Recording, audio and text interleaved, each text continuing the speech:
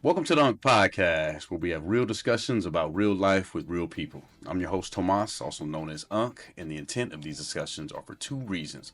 One, knowledge is transferred, and these combos are to share life stories, experiences, and wisdom so others that resonate can understand there is a path for healing. And two, sometimes when we speak about our story, we come to understand we still may need direction on our journey. That being said, today, please meet a distinguished man whose life is a rich tapestry of personal and professional accomplishments. He's a devoted husband to a loving and supportive wife and father of three. My guest's devotion to manhood comes from his real-life hero, his father, who instilled in him the values of courage and integrity, which guide him to this day. He's a steadfast believer in our Lord and Savior Jesus Christ, as his faith is a cornerstone of his identity. Professionally, he is a trailblazer in multiple sectors. As the founder of the Black X Students of Texas, he's dedicated to connecting and empowering alumni. His fraternal bond is evident in over 3 decades of active involvement with the Alpha Phi Alpha fraternity.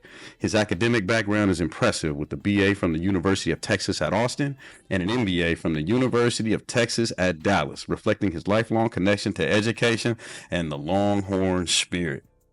As an entrepreneur and investor, he has navigated the complex landscapes of technology, oil, gas, and finance with notable success. Additionally, his extensive experience as an IT and telecom executive over the past 20 plus years showcases his leadership and expertise in critical sectors of the economy. His overall life is a reflection of commitment to family, faith, and fostering community connections, making him a respected figure in both his personal and professional circles. It's a pleasure and honor to introduce a true friend, a brother in Christ. However, I look at this man as a brother in real life. Mr. Erik Spurlock, welcome to the podcast. What's man. up, brother? How you doing? How you doing? I'm feeling good, man. Well, first of all, thanks for having me. This is a beautiful studio. Appreciate it. And I'm looking forward to this conversation. Nah, thank you.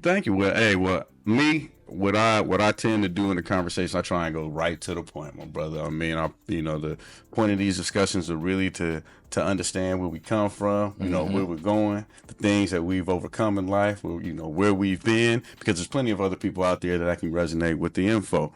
So I always start out every conversation with the number one question, and it leads down to every path and where we gonna go. Do you know and understand your purpose? Wow. That's an interesting question. I would say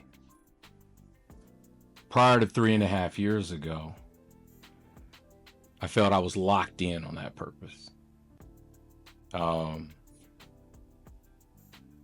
But now I feel like I'm in a space where I'm redefining what that purpose is. If you asked me, hey, Erik, what's your purpose today? One, I would say your purpose evolves. It evolves with the experiences that you have in life. It evolves with the people that you touch and the people that touch you. Agreed. But today, my purpose is to connect with other men in an authentic way, to not be ashamed of emotional connections with men,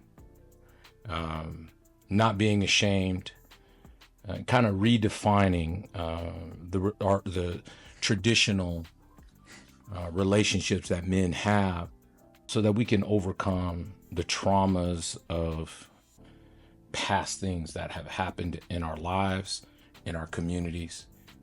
And I think I'm finally ready to talk about those types of things. I mean, please do. So help me understand where is. So I mean, I hear. Yes, I think our purpose, does develop. I think we start understanding more and more of it, and we start taking the steps to fulfill it. What purpose are you trying to fulfill at this point in your life? Where are you at? Right now, just balance, being able to hear where God has is leading me in this next chapter of my life. Something that my mother shared with me is during the last year of her life. And she said, hey, the longer you live, the more things that are going to happen to you. And that I have to put my faith and my trust in God. she had always been someone that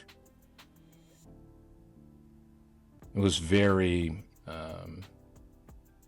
loving and kind with her words, but she led from a spiritual perspective. Mm-hmm.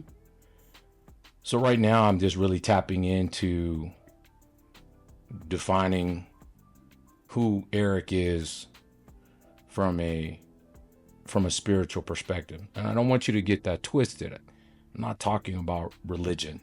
Hmm? I'm talking about truly understanding how God has made us, and this life that we that we're marching and treading through is not meant to be lived without challenges. Facts. And so yeah, that part of it is difficult and challenging to a lot of men, and it has been difficult and challenging to me. And what I've realized is that my struggle or my journey isn't just for myself.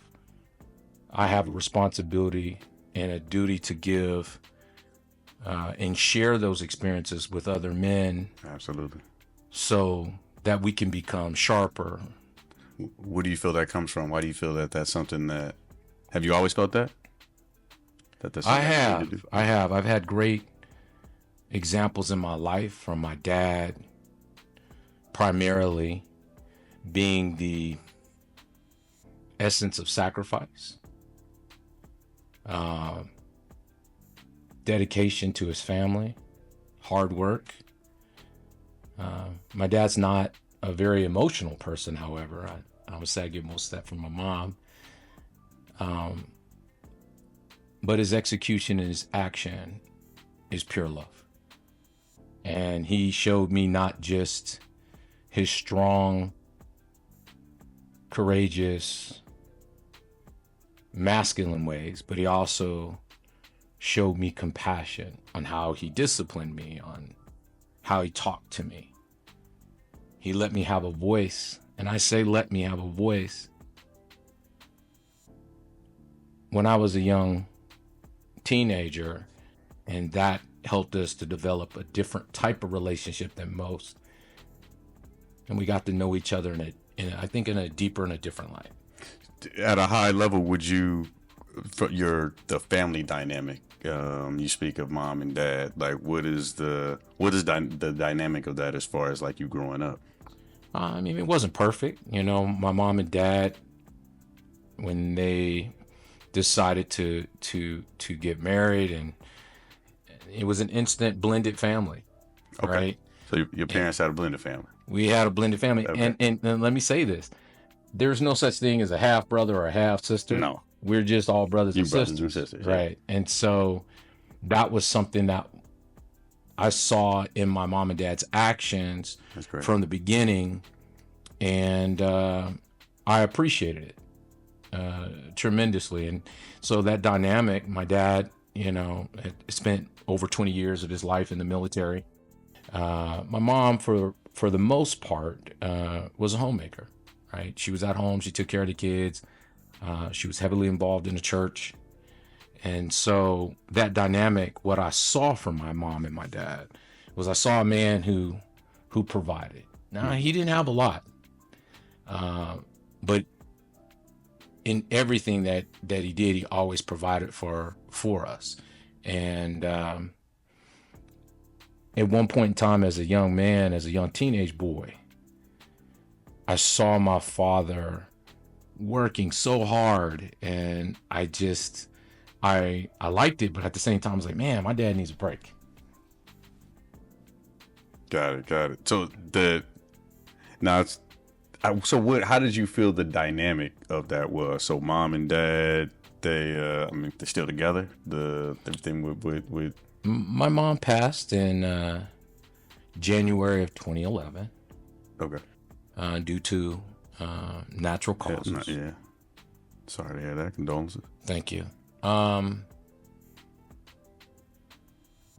It's an interesting story. I will share it with you. My mom and dad had separated. They end up getting back together after a few about a year and a half or so. Now, was that through your childhood or later in life? That was in my childhood. I was, pre-adolescent. Okay. And one of the biggest changes, and we talk about, my brothers and sisters and I talk about the differences in how the older three were raised versus me and my baby brother. And this is the blended family part? When you say older three and you and your brother, is this from a blended family? Yeah, it's all of us. So the really big changes were during those times, like my older brother and sisters, they didn't really have a voice in the household. They didn't have a voice to know, hey, how do you feel? Right. And one of the biggest changes that we saw, I mean, it was traumatic at first, especially when we moved from Las Vegas to Texas. We didn't want to be in Texas, right? My mom and my dad made it a point, something very simple you could read about as well. They just started having dinner as a family, and my mom would ask us, and my dad we sit after my dad would get home from work, and we just sit there as a family eating, and she would just ask simple things like, hey, how are you guys doing? How was school? And what kind of friends are you meeting? All those types of things. At first we were kind of resistant, but over time, what I felt that it gave me is like, I was always looking forward to those moments. And that was one of the biggest changes, I think, because I didn't see that as prior to that.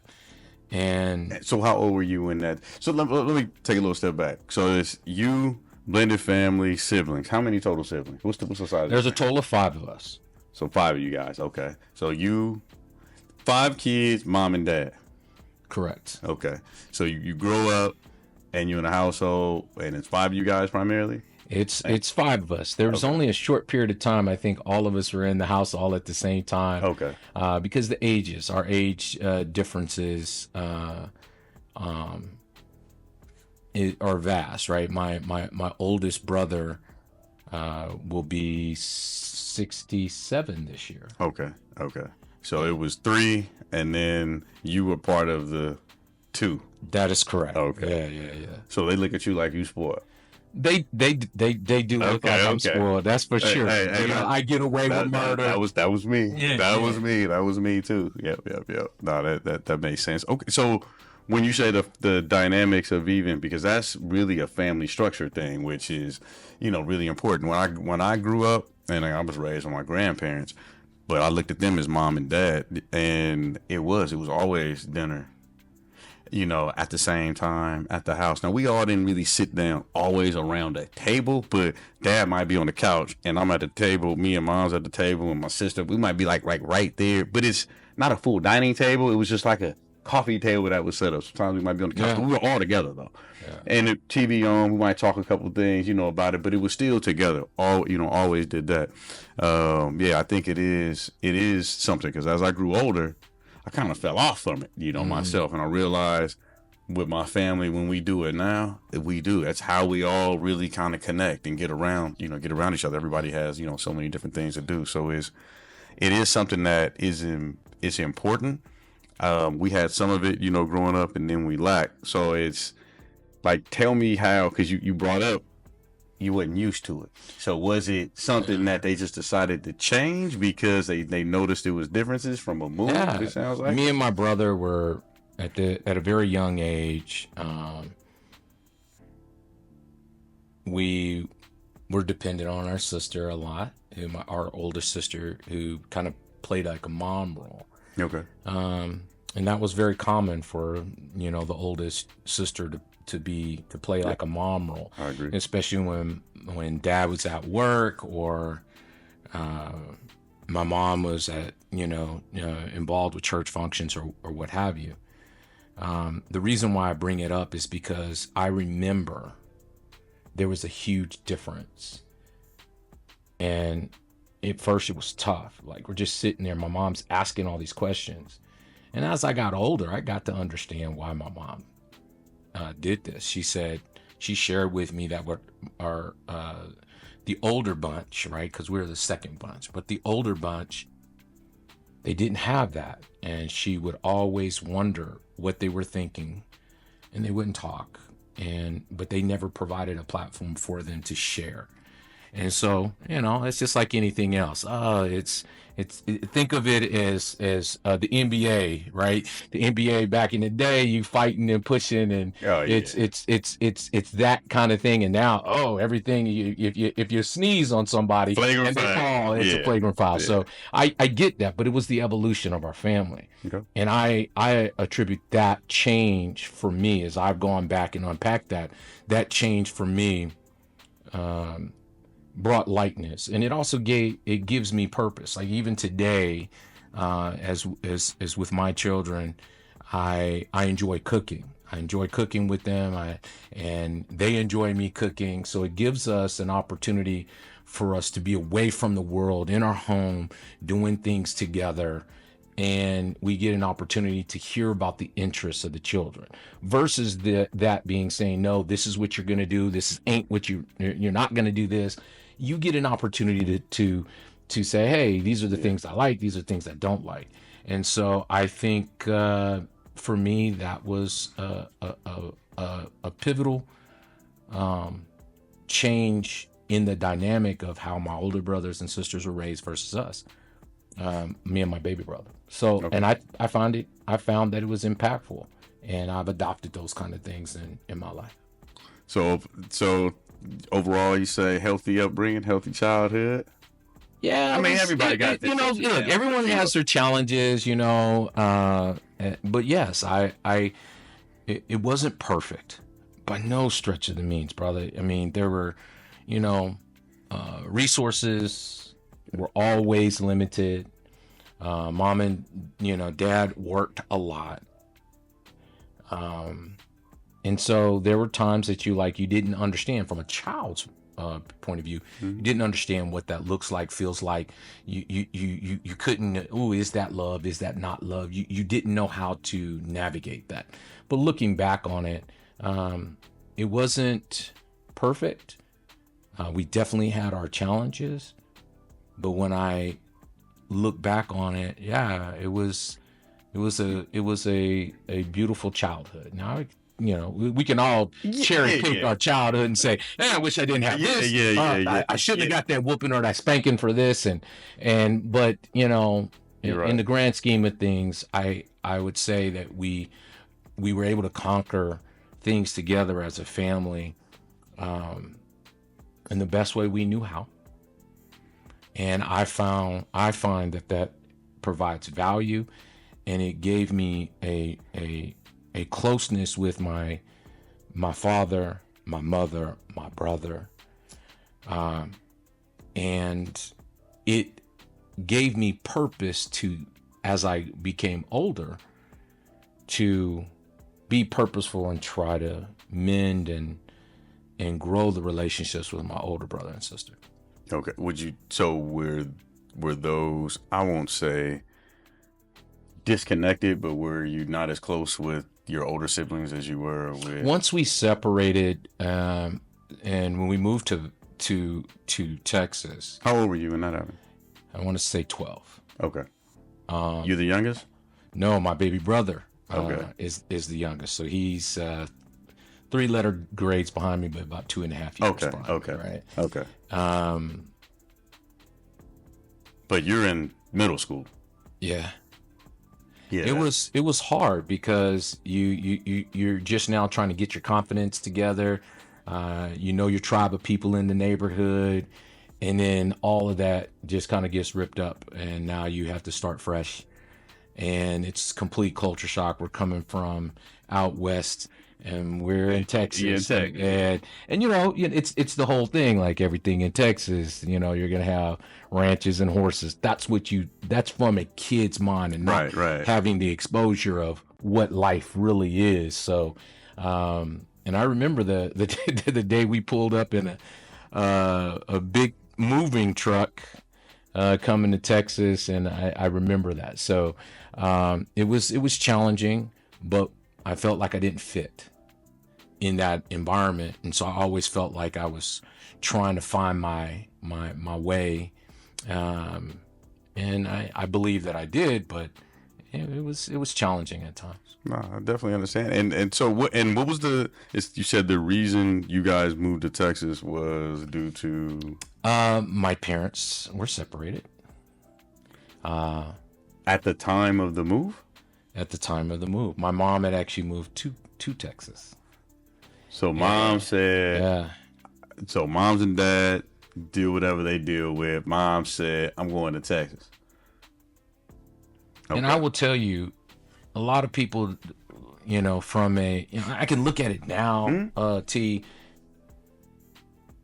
And when I go back to that moment, like, I didn't want to be away from my brother and sister, my two older brothers and sisters. They stayed. They were all grown. So was it just you and your brother?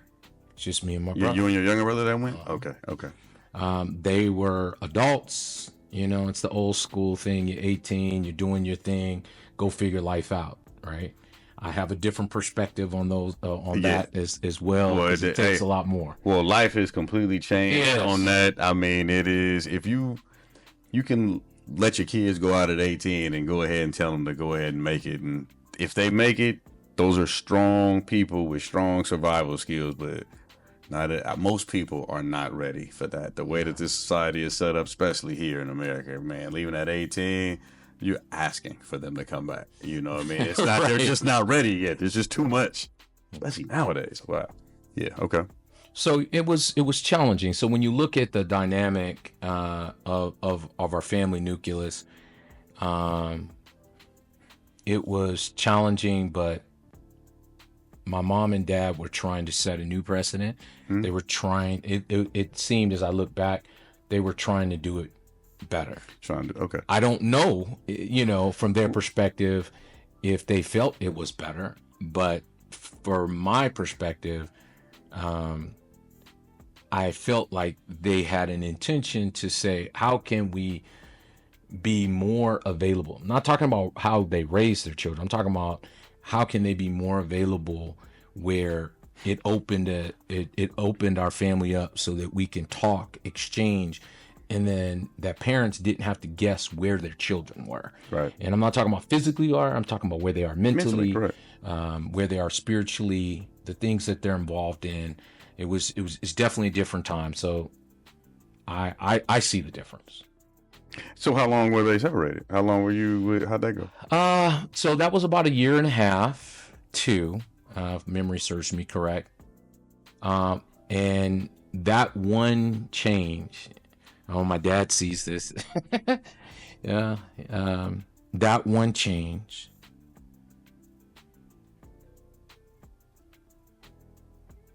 I had issues with abandonment. Mm-hmm.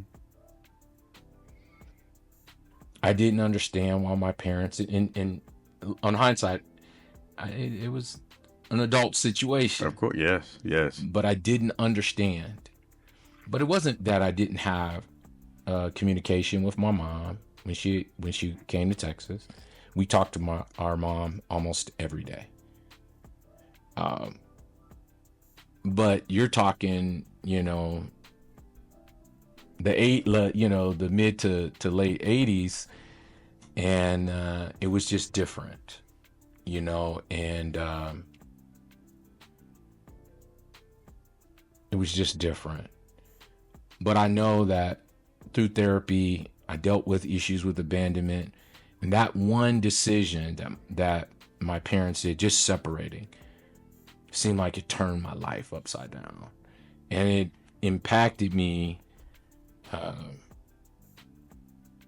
High school, college. Can you talk about my first marriage? Can you talk about a little of those impacts?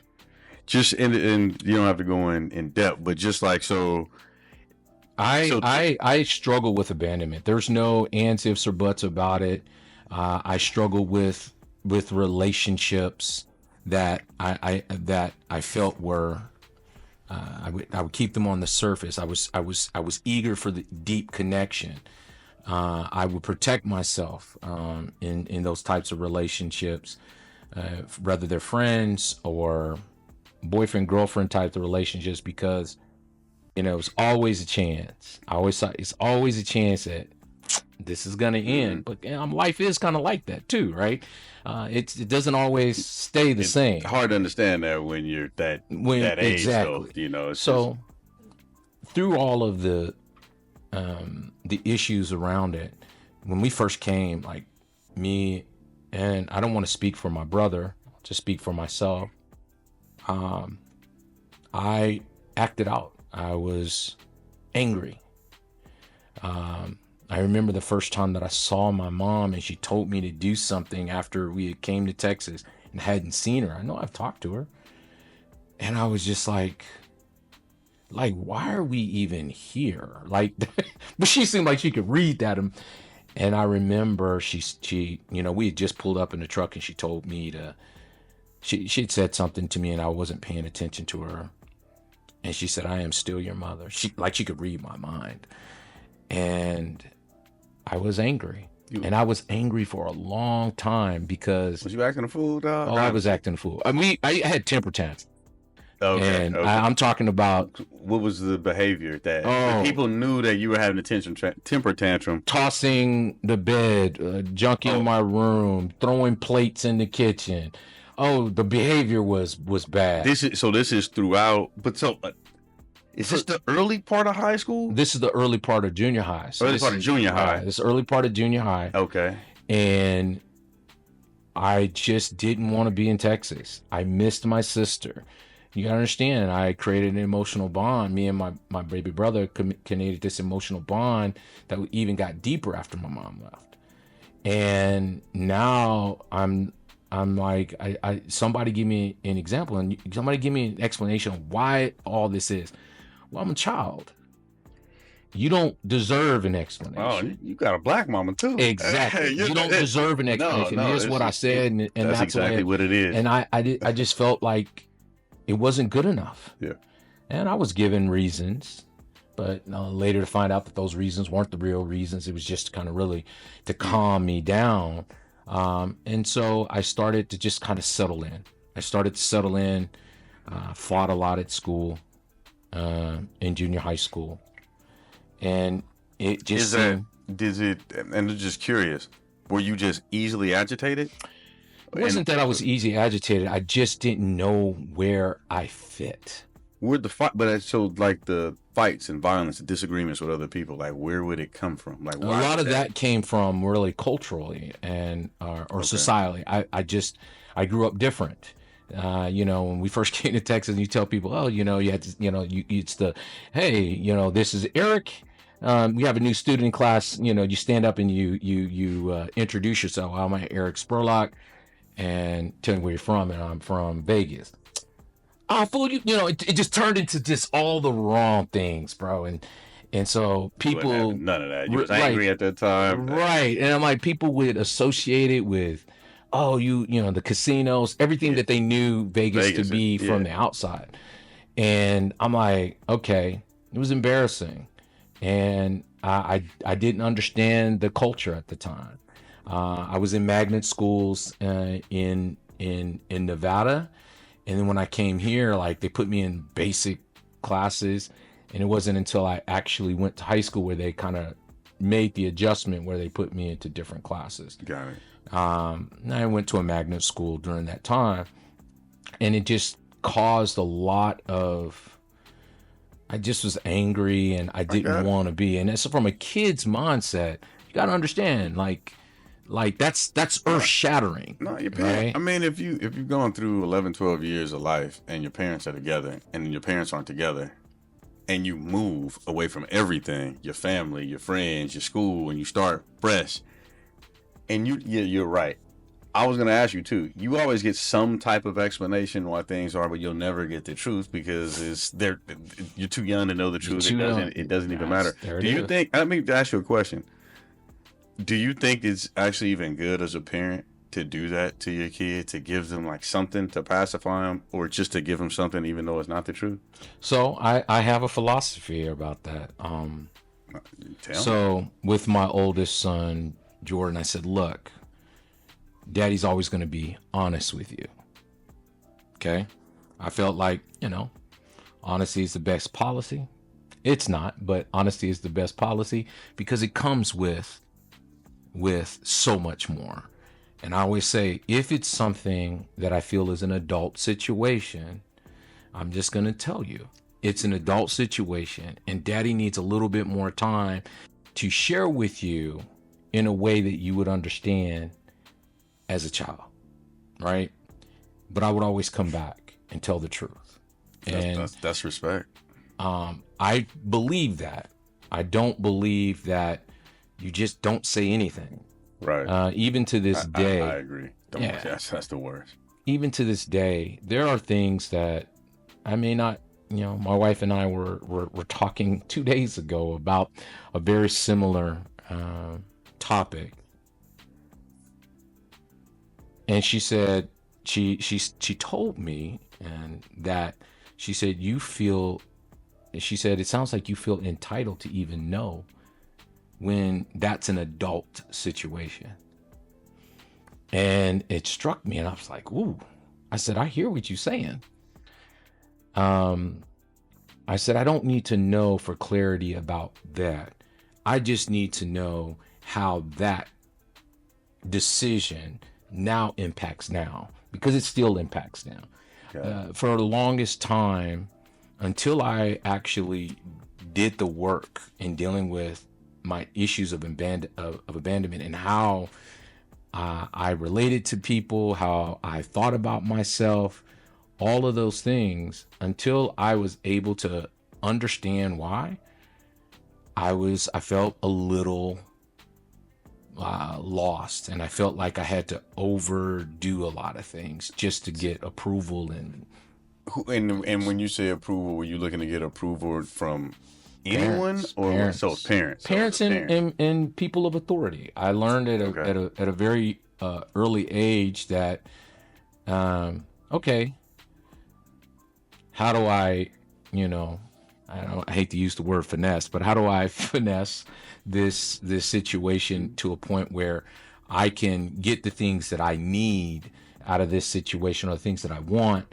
out of this situation, without coming across as demanding it or what have you. Mm-hmm. So yeah, that was challenging to say the least. And So you said about a year and a half, 2 years, and parents got back together? They did. So you, from your early high schools when it happened, and that's when my parents got back together.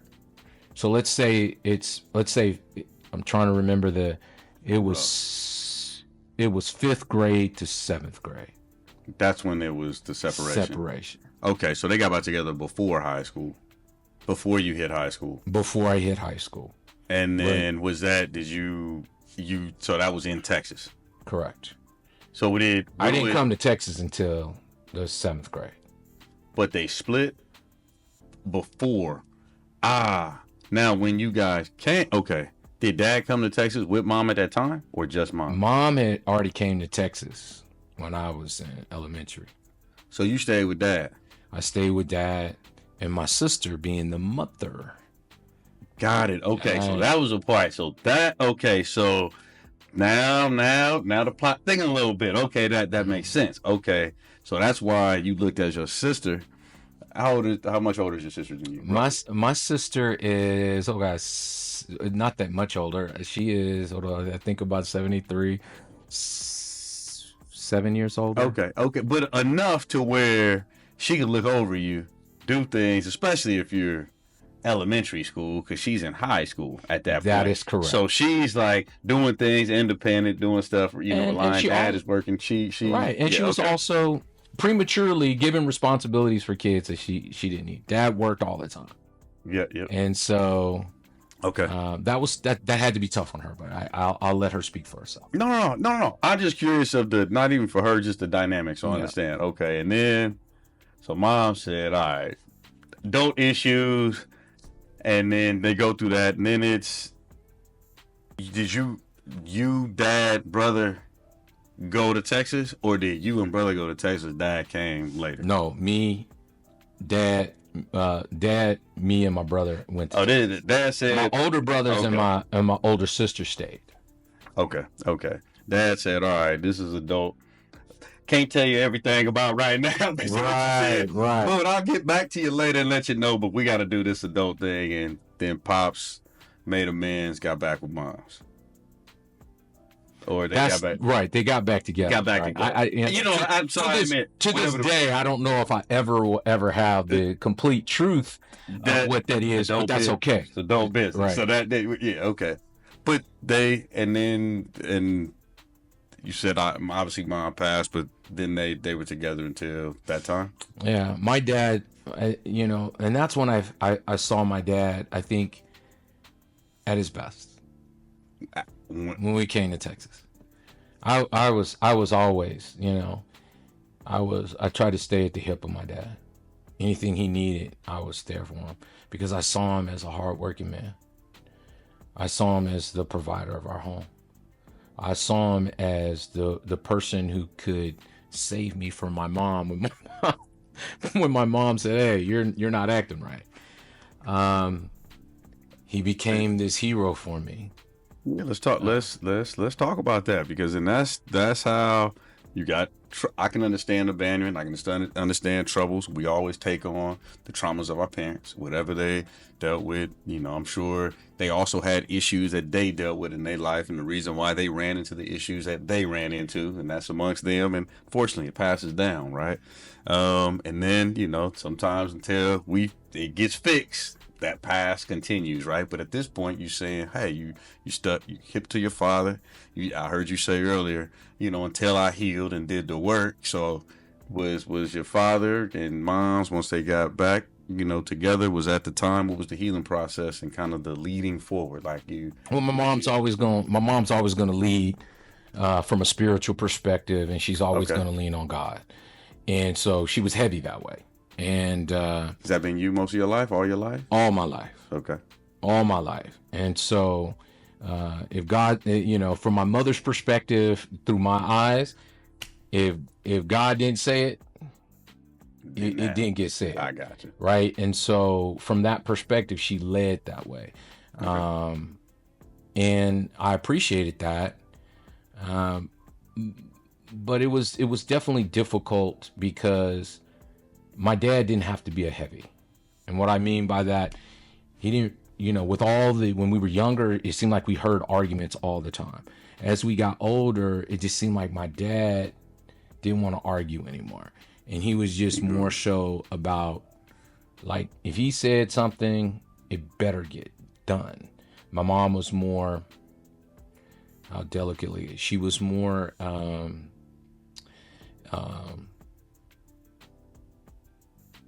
emotional, and that used to be a trigger for my mom. So when I would tell my mom, "Oh, you're really emotional," I get my emotions from my mama. I get my confidence from my mama. I get my work ethic from my dad. Okay. Being a provider, my dad has shared so much with me as a young man, and people fail to realize that little moments shape the mind of a young teenage boy. Yes. And those little moments, like, as we talked before we started filming, I shared some things with you.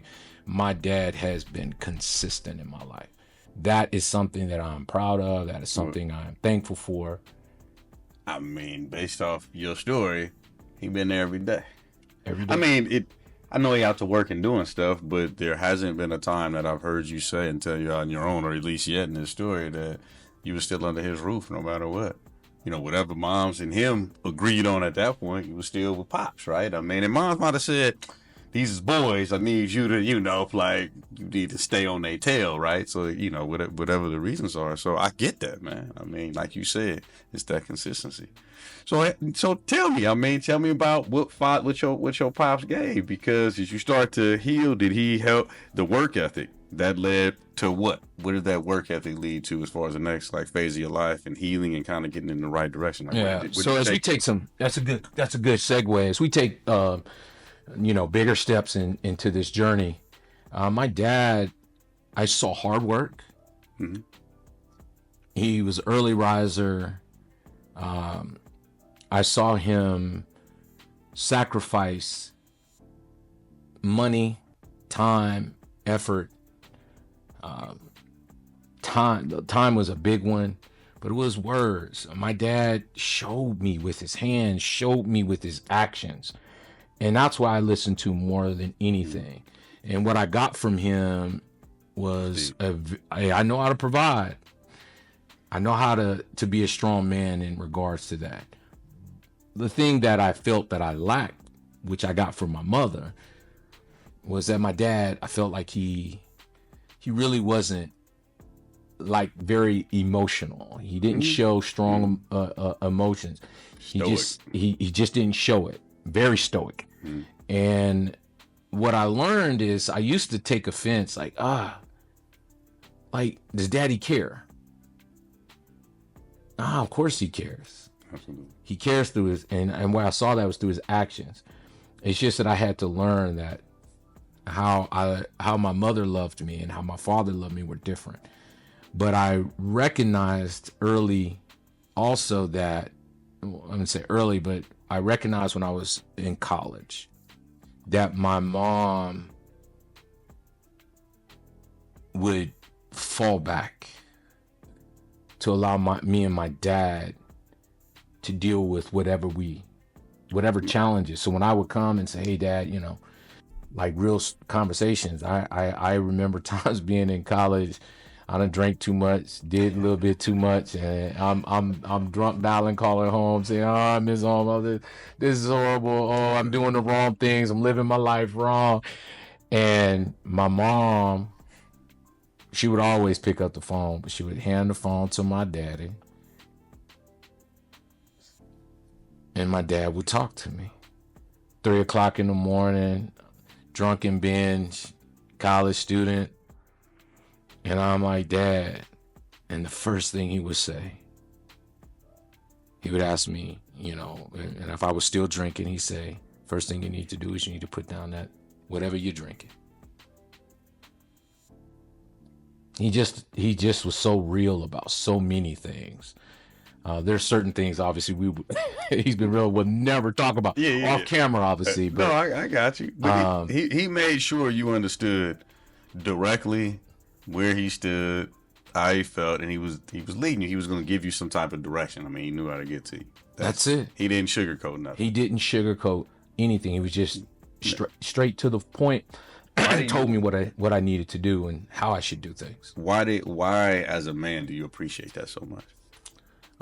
There's so many mixed signals of things out there, and if you can have something that is straight to the point and you can connect with it.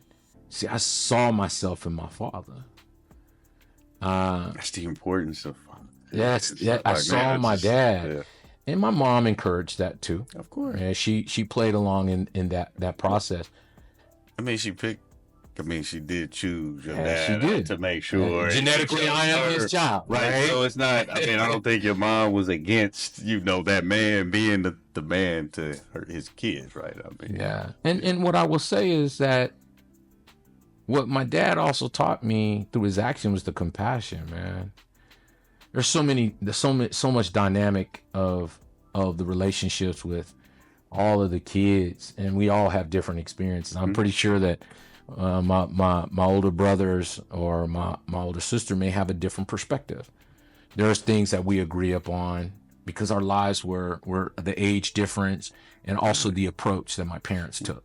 What is and since the dynamics are different, is there a difference without, up to you if you want to go in detail, but do you see a difference in the level of how you siblings, you know, the lives of you siblings are, whether that's job, stability, family, or is it still very much, nah, we all really kind of the same. It's just they had different experiences based off how the parents were. Like, I think we're all really the same. We have different experiences based on how my parents, okay, you know, their perception of how they receive certain things. Okay. And they may say that they lacked in a lot of things that I'm saying I did not lack in. So I don't, two things can be true at the same time, because our experiences are and we're different. And we've talked about it. And they also, you know, mom and daddy, you know, I've heard that mom and daddy done gave you the rose tinted glasses. And I had to learn as a young adult after college. I was trying to be purposeful about having relationships with my sister, like individual relationship, not just because we are family, yeah. But I want to have a relationship with them. So I made it a point to try to do that. Where'd that stem from, though? Stem from two-part. One, my mom and my dad always telling me that they're my family. Respect. I didn't know that you was gonna say that, but I was hoping you were gonna say that. Yeah. Like it was. I was hoping you wasn't. I was hoping you were gonna say that. I just don't know. I'm not saying parents, and I'm gonna let you finish. I'm not saying parents don't promote their kids to be tight. I mean, they do. But man, like later in life, right? You're talking. This is college. You're not a young kid no more. When You're like, you guys got to do this together, man. Get him, you know, and make sure you watch out. It's not that. It's no. You guys live in your own lives. You guys got different ways that you go about life. You're telling she's 7 years older than you. She's doing other things in life, and it's like, nah, but you need to make sure that you reach out to your sister, and you need to make sure you're keeping in contact with your brother. You guys still need to have these like types of relationships because you guys still need to learn. He still needs you. You got 7 years of experience, and you know, and you still need him because you can see that this dude is, you know, up and coming. You can see that there's things that that this family has that can, you know, benefit. And you know, I know a little bit about your story, so I don't want to lead to where that goes. Well, I will tell you, my mom was explicit about brothers, sister. I'm gonna use, it's in my phone because I keep it. She said, Eric, don't you be so high and mighty. She says, you reach out to your brothers and your sister. She's told me that all my life. Now, without going into the dynamic of that, you know, my brothers had a different path, without telling their story. They had a different path. But I knew when I talked to them, they were proud of me. They were proud of me that I was taking an opportunity to use education to better myself. Were you the first to go to college? No, my dad and my mom both went to college. They just didn't finish. Brothers and sisters, the older ones? My sister went to school for a little while, but she didn't finish. So you the first to finish? And I knew that they were proud of me. I knew that. And I was like, I remember a time that my brother, Ricky, I wasn't doing too hot in school. And in college. I guess my mom must have said something to him.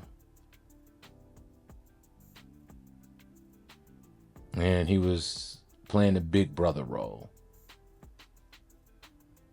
Man, you need to quit effing around and you need to handle your business. I didn't know how to receive it from him. Got mad? Absolutely. Defensive? Absolutely. He don't know what he's talking right. about. Yeah. And I did. Yeah, but over time, I knew that was a moment that he was actually proud of me. And he was like, look, you are given opportunities that we didn't have. I recognize that.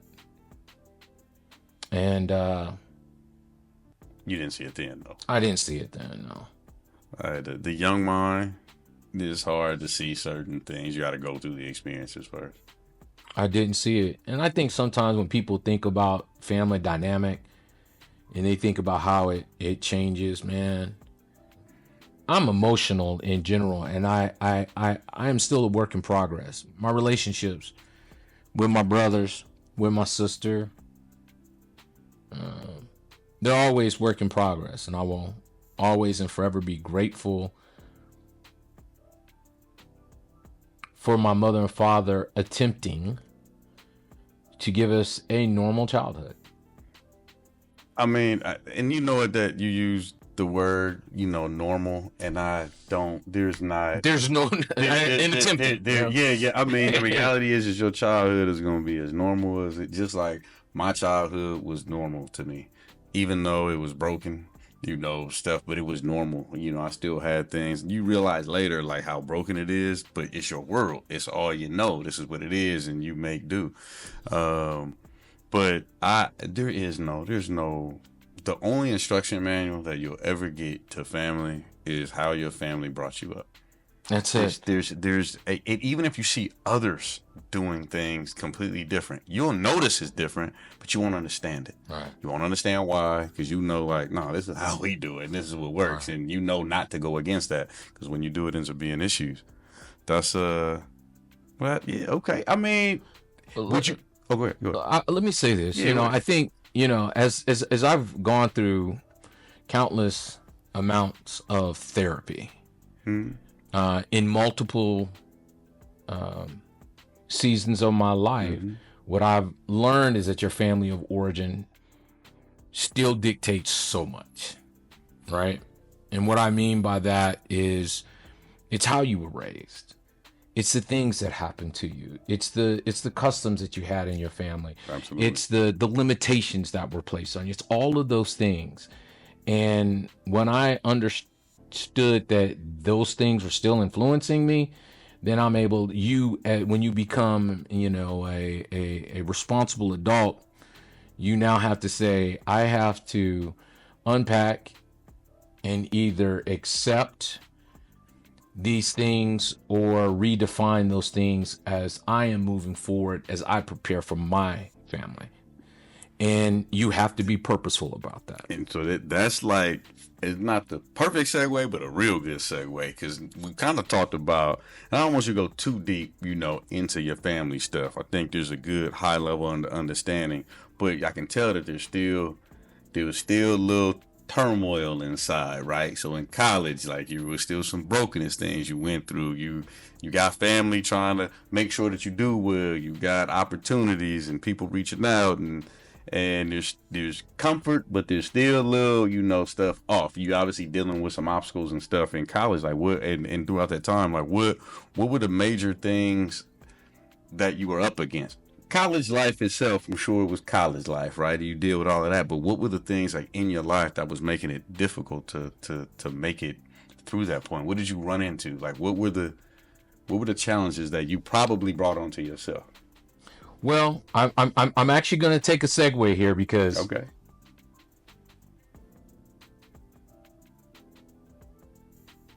As a young man trying to become a functioning, productive man in society, you make mistakes. Yep. We all do. Yeah.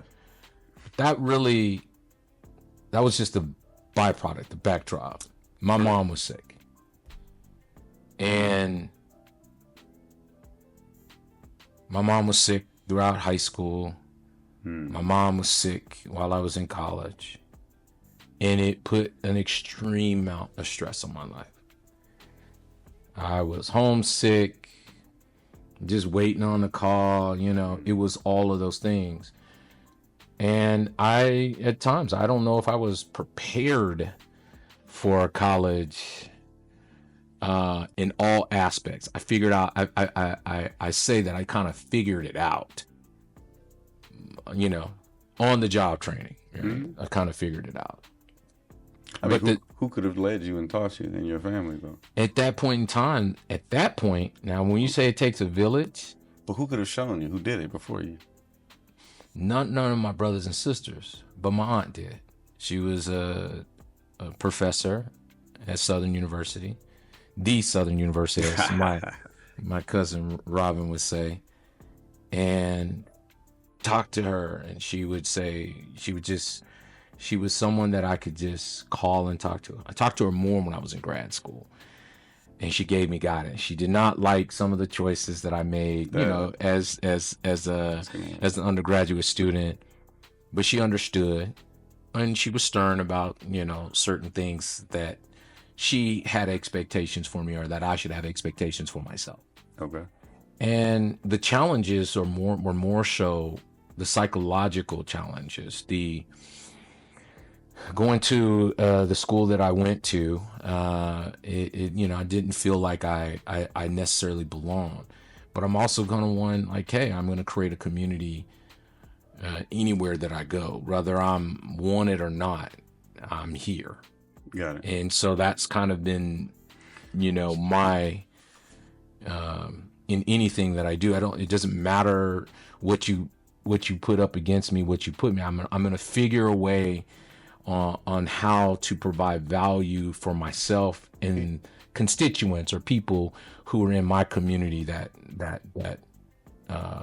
have the similar experience. So you just kind of fight your way through those things. And so those were some of those challenges. But most of the challenge, when I look back, was just you got to remember issues with abandonment. My mom is sick. Mm-hmm. And I then get the call, graduated from college. What year? 90.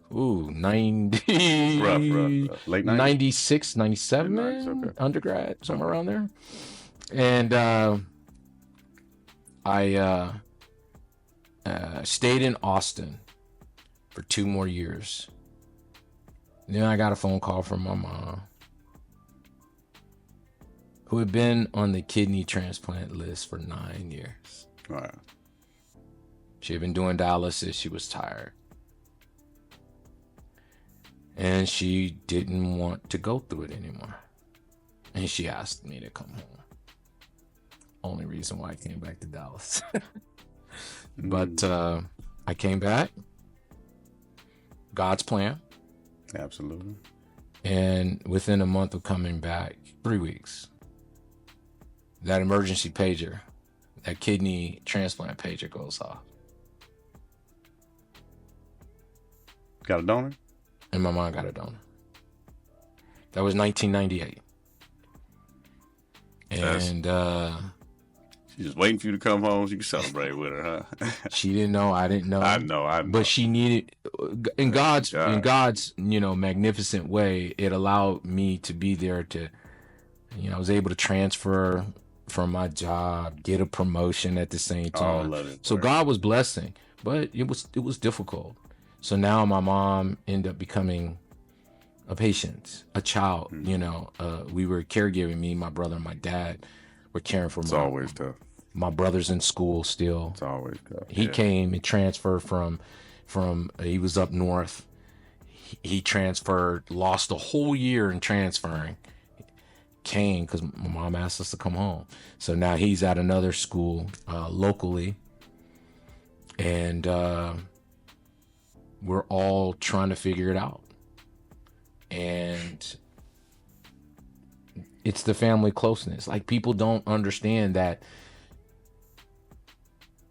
when times, not if, but when times get difficult in your family, whether it's death, whether it's disease, whether it's an accident, whether it's incarceration, whatever, your family has to pull together. And that's what we did. We took care of my mom. And that's when I saw a side of my dad, his level of compassion. So my dad was talking to me different at that time. See, I'm no longer a weight on his pocketbook. I'm no longer, he's seeing, I believe, he would tell me, I believe he's seeing me in a different light. He talked to me differently. I felt it.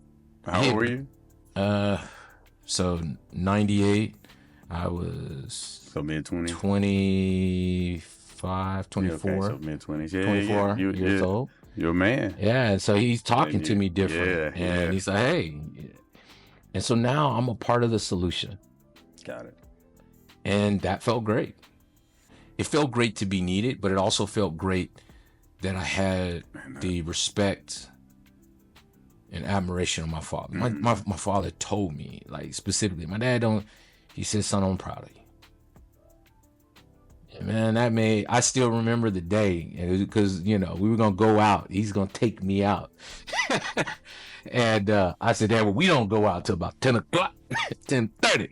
Pop said, well. And my dad was ready. He had his Kango hat on. He was pressing. I think he even got a picture of that day.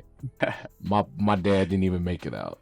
He was tired. He said, yeah. But when I look at that situation, we pulled together as a family. Uh-huh. And my mom was basically, we had to care for her, in a way until she was able to recover and get back. She suffered some psychosis during the transplant and afterwards, with some of the medication. She was on a study medication,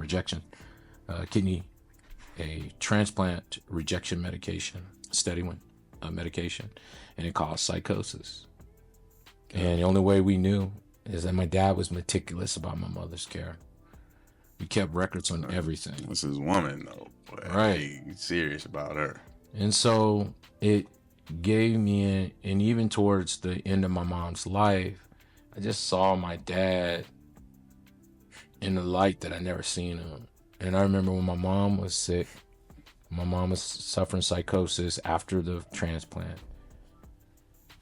Me and my dad had a moment where he's like, he called me and he said, your mama need to see. He needed help. Got it. He reached his breaking point, and my mom was, she was having a psychotic moment, and things were not perfect, and me being there for my dad and seeing my dad vulnerable. I've never seen my dad that, I wouldn't say broken. I just never seen him that emotional. Yeah. And that was like one of the first, like, whoa. There's, it's funny. I saw my dad, my grandfather, I only saw him cry one time. Only heard him cry one time my entire life. And it was when his brother died, and I was young. And he was on the bed, and he was sobbing. Like, he was face down, and he was just weeping. I remember looking at my mom, and I was young. I remember, like, and she was like, oh, yeah. And she just was like, yeah, just leave him alone. Again, I'm too probably young to understand. I'm probably between 4 and 6, somewhere around there. So I'm young, but only time my entire life that I saw him, and he passed away at 80, and I came into his life at 50. So it was like, man, there was nothing that, not one time except that it's like, it's crazy how men, are built to deal with some of their emotions. I won't say regret, but I wish that I was fully aware and more conscious about, understanding his past and what he went through and why he kind of was that way. Because there was so many times on the weekend would sit and watch him, or I would see him and he would be in the living room or dining room listening to his jazz. He might sit outside. We had a carport. He'd have the door open in the living room. As soon as you went through the front door, the living room was right there. He'd have the jazz open, sitting outside under the carport. But he's out there for hours. He's not sitting out there just listening to music. The music is the background. He's thinking about his life. You know what I mean? I know he's thinking about where he was at, what's going on. I'm not saying it was bad, but just to not know none of that. There had to be emotions in that, because I know I sit all the time. I take walks in the morning, and I'm constantly, listening to music or doing whatever, and I'm always thinking about life. It's always. So I know we operate the same way. But it's just a trip to see. Only time I've ever seen him not emotional. These men, men aren't that way. It's a trip to see that strong men aren't that way. You can have emotions. I'm not trying to talk bad about men having emotions. We need to have emotions to be vulnerable. But we just don't. The strongest of the strong men typically show those very rare. And so that's part of what I want to change, man. I will tell you that it is okay to be vulnerable, and it's okay to cry, and it's okay to not have the answers. The problem is society just has all these weight on men to do this or do that. I don't want to get into a conversation about what that looks like with a man and a woman. Yeah, we're not, 50 and 100. Nah, I'm talking about like just the weight of leading your family. Yes. And providing for your family and teaching your family. And what I've learned is having a community of men that are strong. Yes. It helps. Yes. And it provides you a platform and an avenue for you to just like, you know what? I'm not by myself. And that's the problem. Like my dad would probably, you know, when he had that moment and I was like, man, Dad, you know, whatever. My dad, I felt my dad was never the same. He changed after his dad died. Right? I don't know all the dynamics around it. I only know what I've been told. But what I will say is, yeah, he was definitely different after that, right? Okay. My dad is 83 years old, brother. He'll be 84 in a week from today. Okay. I love my dad immensely. And it's okay for men to say they love each other. Absolutely. A father, son. Like, I don't know if I heard my dad say, I love you a lot as a young kid. But now I tell my dad all the time, and he's always, I love you too, son. Yep. You know, it's okay. You know, you'll text and you'll smiley faces and hearts and all that stuff. I don't see, we have this, society says that that's wrong for men to do that. Society says, oh no, you shouldn't do that. Nah, men need to get that they need that. They need to feel that they can show compassion. They need to feel that they can express all levels of the spectrum of emotion without being judged, without having this notion. And I've been, from just the unique dynamic of my upbringing, I find that when you allow men to express in that way, that a man is clearer. Yeah. A man is not going to get round up on all of the BS that comes at life. 1,000% right. I mean, you can't share it with everybody. So I mean, it's people's feelings are always their vulnerabilities, can be their insecurities, because we always tend to think that other people will shame us for how we feel, right? And culturally, we kind of do. You know what I'm saying? So like, not kind of. Little emo. You know, all the little different things. Oh man, he's going on and like, and so you hear all that, man. Yeah. I take all of that stuff. I'm not worried about that because I know the type of man that I am, and I stand on, as the young generation say, I stand 10 toes down. 10 toes down. I stand 10 toes down when it comes to that, and I think that I truly believe that if you provide a platform, I want authentic, deep relationships with my friends. Absolutely. If we still talking about doing childish things and all that stuff, that's not the kind of friendships that I want. Well, and that's the you outgrow them. There's ones that you outgrow. I mean, they say friends or whatever your circles, you know, unless they're family long term, they about 3 to 5 years, and then you tend to. You change whatever direction in your life, or you add something and you meet other people that are more aligned with that. It's not that you aren't friends with the other people, but you're not as close. You're not on the same path or trajectory anymore. We always continuously grow. 5 years ago, I'm sure you was looking at life a whole lot different. And I do want to, push forward a little bit, because I do want to understand like some of the real challenges and stuff that took place in your life from some of these things. I'm not saying we all have our issues and come from certain things, but you talk about abandonment. You talk about seeing certain things. You talk about there were some issues and some anger and things that took place. Like, where did that lead? Like, how did that cause you issues in your life? And then where are the obstacles and stuff that you realize that I've got to do things different now? I know you probably were healing throughout the process. It was some changes. Parents got back together. There was dinners. You're the first one to go off to college. So they're doing things to make sure that whatever was broken is starting to get corrected. But just because it looks like it's fixed don't mean it's working all the way right? Like, there's still things that's taking place. So I know this might start getting a little bit tougher, but I want to understand, I want people to understand, like, hey, our backgrounds, it does lead for us to end up having decisions on our lives and takes us down a certain path. What are some of the areas in your life from then? So you got your childhood, you went through in college. What did that lead to?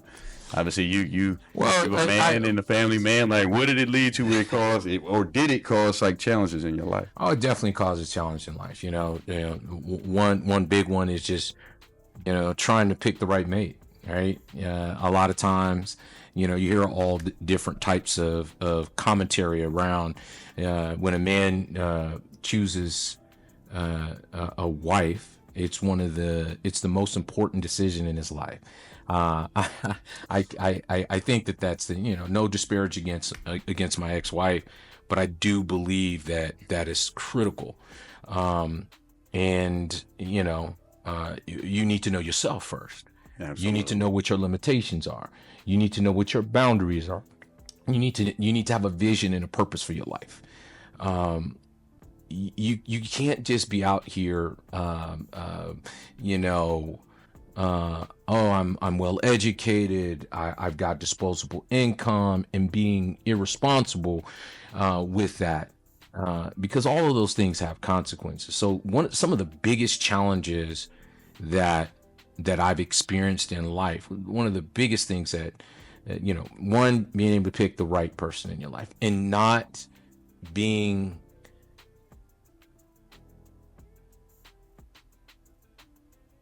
afraid to get it right. Right? A lot of times we fall into trying to build a life that looks good on the outside, but it's not built on solid foundation. Absolutely. At all. I agree. And so that solid foundation starts with knowing who you are as a man. Right. Knowing what you believe.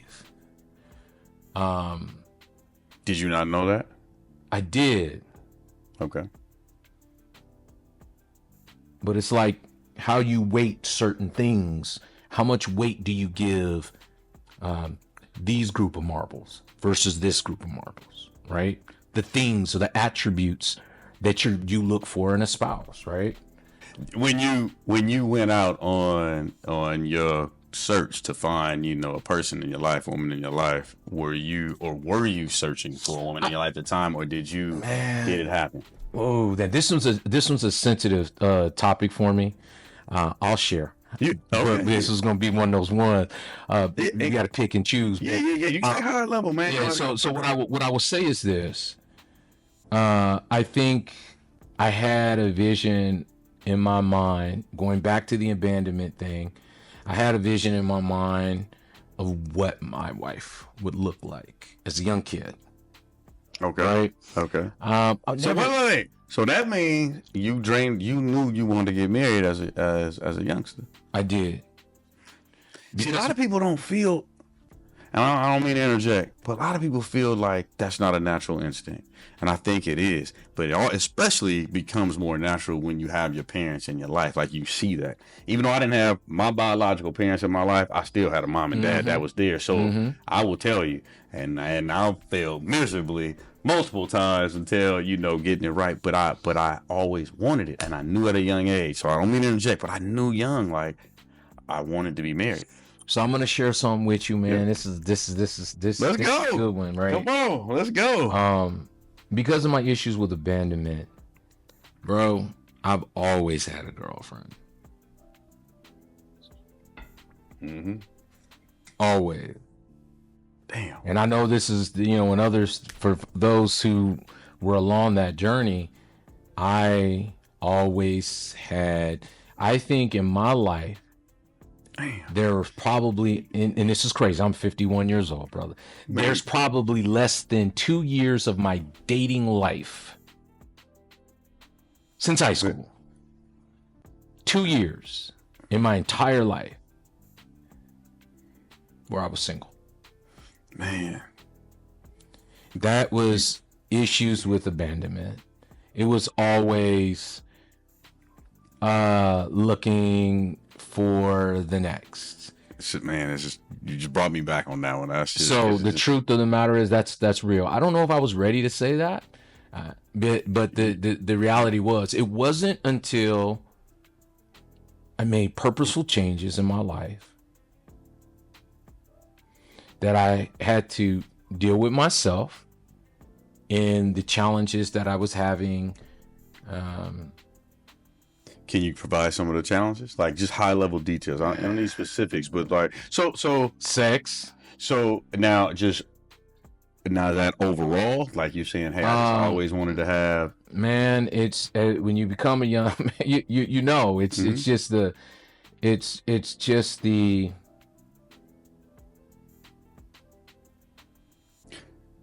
I don't know how to say this in a way that's gonna be. When did you start connecting with the ladies? Around what age? It doesn't all have to be just straight sex, but when it was sex, a very young age. When it was like, I'm like, oh yeah, like you. I was, man, 4th grade. Fourth grade, fifth grade, 6th grade. When it started becoming like little serious, more serious. Now you got the interest, so I get that. The interest started early, but as far as like when it started becoming more relationship based, even high school, freshman year. And was it always an issue as far as the type of person? I've never had a. This is going to sound so conceited. I'm worried about what other people think, but I never had an issue getting the comfort of a woman. But the type of woman, though. It's the type of woman, right? And when you're young, you just don't know. You know, sometimes you pick the popular girl, or you pick the pretty girl, or you pick the, smart girl, or it's always something. And what I had to realize is I had to take a step back from that. So just to kind of fast forward on those things, those were major challenges for me, because, I mean, there's a reason why God say don't have sex. There's a reason, because you create these expectations and you create these fantasies that for the most part are they're not sustainable. They're not sustainable. They are not sustainable. And that messes with a male ego psyche. And now you're like, oh, but I got this and I got that. I want this and this. And so that created a lot of unnecessary confusion. But I worked through those things, right? I worked through those things, and I've done all kinds of things. I don't know if I want to use this time to talk about what those things were, but one of the things that helped me get to a better place is like, I wanted to experience true love. I wanted to experience someone who loves me unconditionally. All that goes back to abandonment. Yes. No, and so then what was, and all the high school stuff and all the elementary and all that stuff is we talking grown folks. They are. That's what I'm saying. All that is the abandonment practice run. Like none of that. It leads to now you taking all these. Studying, those like studying, and then you get to the real world, you become an adult, and then you start actually taking quizzes, which is you might be dating girls, taking them out, doing stuff, and then you go ahead and take a test, and you might be the one that you choose, right? Eventually you took a test, and you decided that this one passed, and this one, and then that one failed. I can't say that meaning the person failed. That means the relationship failed. Why? In your opinion, why? Now, abandonment could be your issue. A lot of family of origin issues.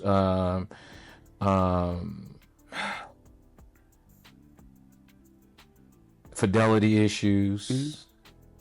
Now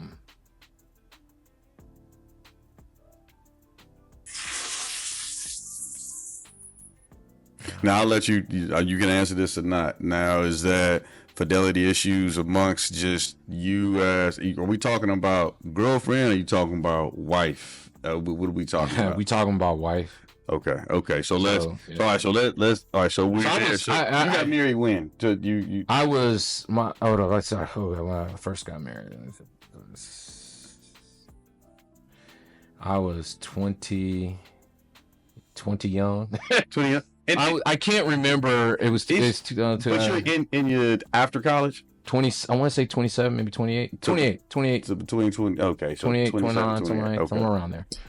And that one didn't work out. What made you get married? Why'd you get married? Oh man, I got married because thought it was the right thing to do. College? You met her in college? Nah, we met after. It was, after college. We actually met at work, and so Okay, that so you worked, particular okay. relationship, I think I just wanted to do the right thing, and we had a child together, and we weren't married, but we lived together and all that stuff. So I said, hey, I want to do the right thing, and as I look back on it, I knew 3 weeks after I got married that I shouldn't have got married. So, how long did you guys stay married? Abandonment. Yeah. Eight. I think probably 6, 7, 8 years before we were like seriously talking about divorce. Now, what's the main reason for the divorce? I know there can Infidelity. be. So, I figured you were going to say that because you brought it up. You brought it up earlier, and I know infidelity can be the cause, but typically infidelity is an outcome. Infidelity is an outcome. Infidelity is the outcome. I think I'm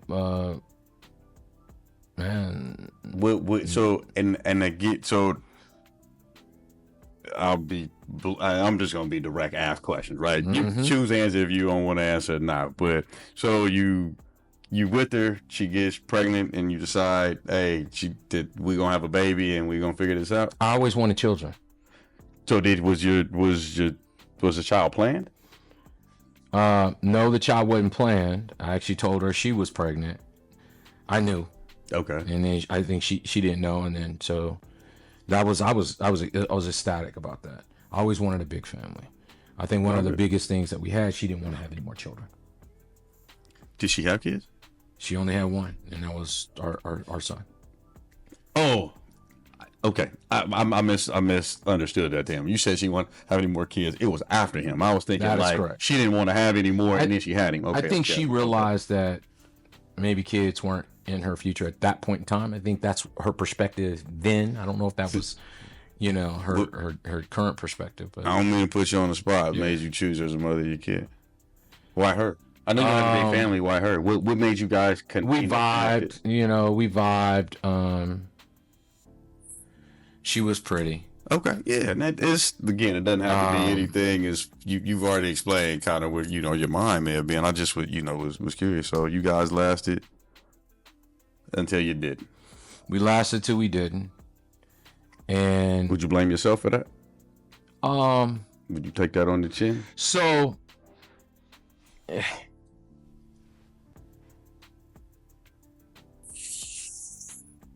I blame myself, and this is gonna sound so hokey.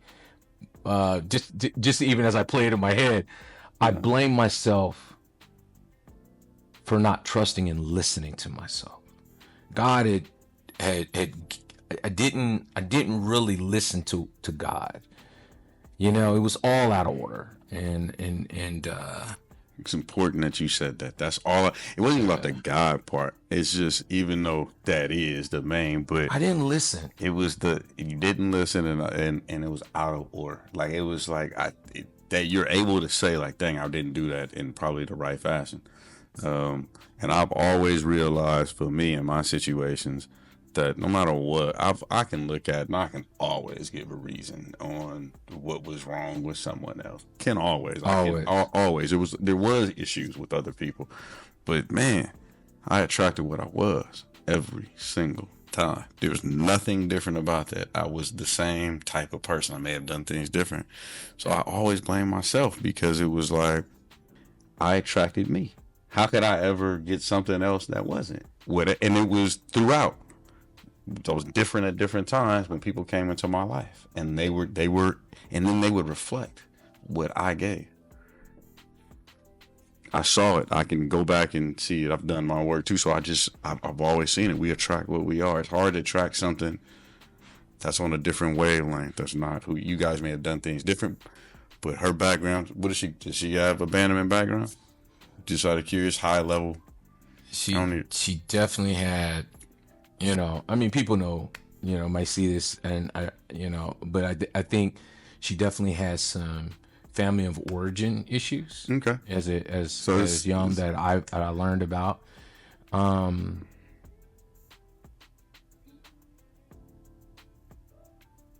both her parents together? Was she raised by both her parents? She was raised by her stepfather and her mom. Okay. As I look back on decisions that were made, right? I've gotten to a place where I take it on the chin. And the reason why I take it on the chin is because it was my action or lack of action that put me there. Yes. It's ownership, right? The situation was complicated, for sure. I get it. And my issues with abandonment and always having to have this attention and all this need, it got complicated. But when I look back on that, on the situation, on how I could have been better, I always wanted to be married. I always wanted to have children. And I wanted, a perfect piece of life, I guess, and it's not perfect by no stretch of the means, but I had to go through some things for me to say, Erik, what is it that you need? And I'm married now, and it feels amazing.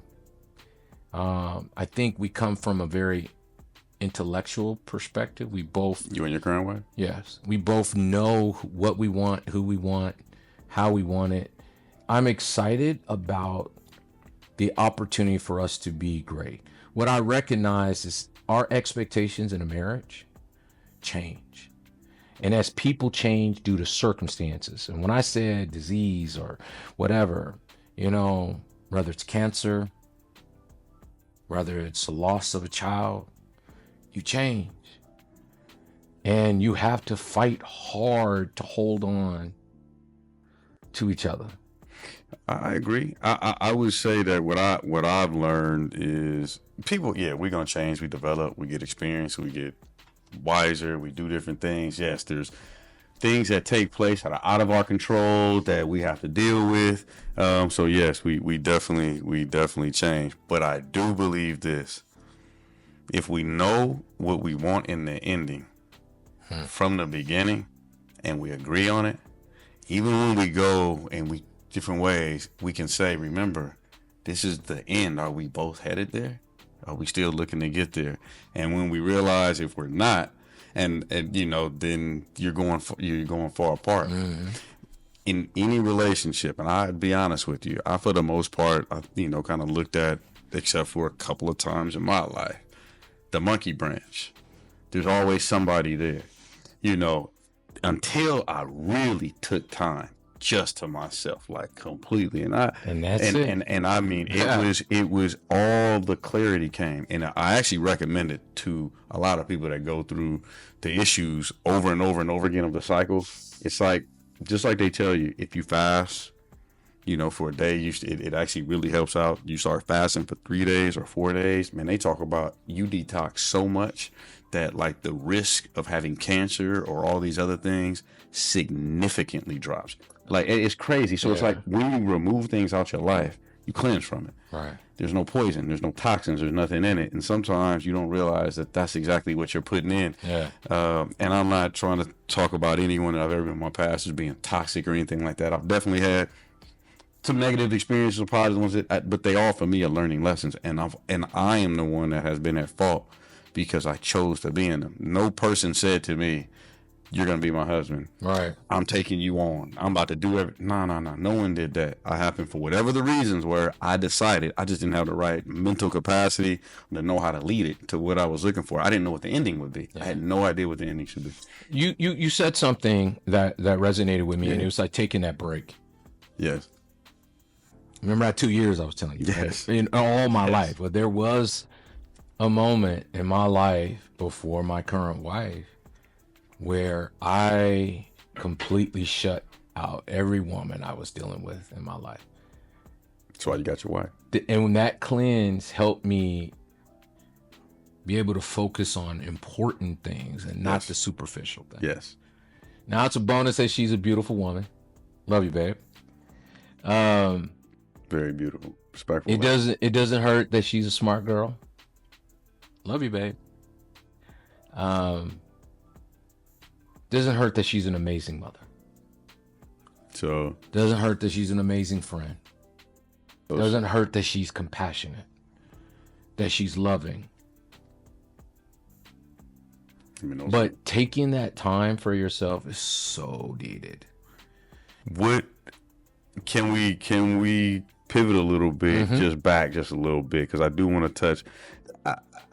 I know you can touch on it, man. I know where you're going. Because the thing is, and I think that's the critical piece. I think all of this is actually really critical. I think people just need to understand, like, everything that you've had to overcome as a man. Like, I think people need to understand. So you've got a background that's been established that your parents were together, but there's a level of brokenness that took place. I mean, and I'm summarizing, so correct me when I'm wrong, but there was kind of in the dynamics of you and your upbringing, there was like two sets of siblings. I mean, there was like two sets of kids. So you have older siblings and you. I come from the same. Again, I was raised by my grandparents. They already had kids. They're older, but they're like brother and sister to me. But it was different because I'm a different generation. I'm younger. I'm all this and that. So yes, I did get probably spoiled and got some things that's a little bit different, or they would say spoiled. I didn't see it that way. I mean, it's just normal life to me. But with that, you got a different set of parents than your older siblings got. So there could be some turmoil because they look at life different. There could be a little bit of envy. So there could be a little bit of different things, which causes hard to always be close with the older siblings. Parents, then there's a little bit of brokenness and, separation to get back together, but you deal with abandonment and all this and that. And then unless it gets addressed and like really talked about then, and I don't know if it was, it sounds like it may have happened later. You start going through life, and yes, the outcome, the sex, the doing different things, those are all mechanisms of dealing with it, right?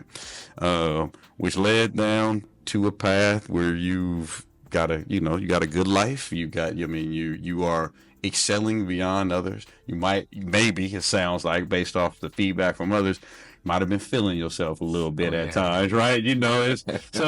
But you're becoming a man, and you see the growth, but you probably feeling yourself, and you make your own decisions and you do it. And now you got a lady, you got a kid, and you get married before or after he was born?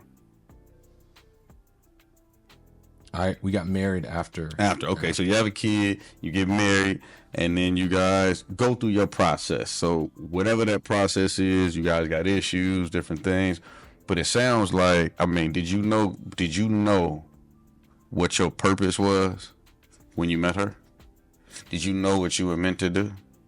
Did you know I know you were on path. I was on path for sure. For life. I were definitely on path. You going to school, you doing stuff. I know you have an idea of the job and probably maybe things that you want to go into, but did you know like what your purpose was before that? Because that, for me, that event changed everything in your life. The dynamics of your life went into a different direction as soon as you. So I will tell you this, man. Not everybody can have the perfect situation when it comes to or the harmony that can be created when you are parenting in different households. Correct. That alone, that we can send a whole show on just like how does that happen. That was challenging for me. Okay. I being a father was always something that I wanted. Being a husband was always something that I wanted. And when that gets in when that dynamic of what you want is changed, because now, I'm a father, but I'm a father, and he lives with his mom. Mm-hmm. Man, that dynamic is tough. So I was trying to overdo, just like I'm never gonna fail my son. I'm never gonna fail. It had nothing to do with my, his mom. Had everything to do with what am I going to do. And going through that process, it doesn't mean that life is over. It doesn't mean it's bad. I just saw myself being pulled in multiple directions. Now I'm married. Okay, I'm married, and I have a relationship, a marriage, and now I have a child over here, and I have another child over here. You saying you got married again is what you're saying? I'm married again to my current wife. Right. Okay. And now I got a kid over here and a kid over here. And that dynamic, and there's no harmony where, hey, let's all get along, let's do this together. No. That does not exist. It's antagonistic. It's toxic. It's pulling teeth every time. It's all of that dynamic. That challenge was difficult. What it taught me is taught me that the most important thing out of the nucleus of all of that are the children. Correct. And you just end up sacrificing yourself. You don't focus on really even development and a development of a relationship. And so I had to be purposeful in trying to develop a relationship with my wife, because I did not want a repeat of what happened before, even though sometimes it appeared that things and decisions were going to. Did you have a different plan though? Oh, absolutely. Okay. Oh, the plan. Well, first of all, the flesh was gone. I'm not focused on fleshly things. Like when I say that, the sexual flesh was gone. I got you. I we can talk about that another time. I prayed and I made action to not have that desire, but only wanted that desire from my wife. Okay. And so that was tough. Before it became that, before we got married. But once I said, okay, how am I going to do this differently? And then once I realized that I needed to make some changes within me, my spirit, then I started making those changes. And that means holding myself accountable for certain things. That means putting myself in environments that are going to nurture me in places. And that means that there's a lot of things that come into play, from the spiritual growth and the people that are around you to not being associated and doing certain things in your life. I wanted it to be different, better, exceptional. And so I was purposeful in that. But I really want, I think those are great things. But there's one thing, T, that is the most difficult thing that I've ever dealt with in my life.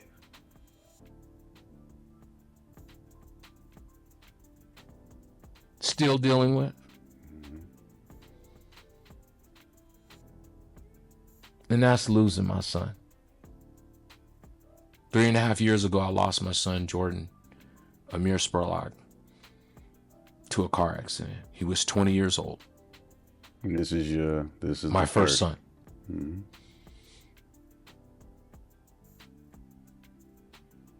Nothing in this world will prepare you for that. I have heard all kinds of things that people think are the right things to say. Mm-hmm. It's not natural for a child to die. Children die every day. Every day. Mm-hmm.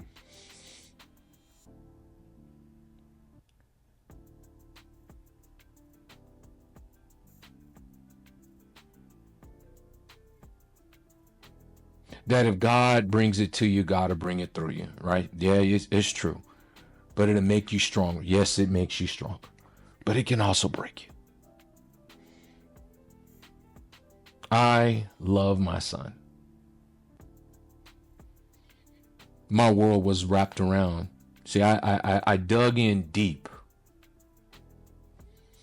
to always be there for him, even though his mom lived on the other side of town.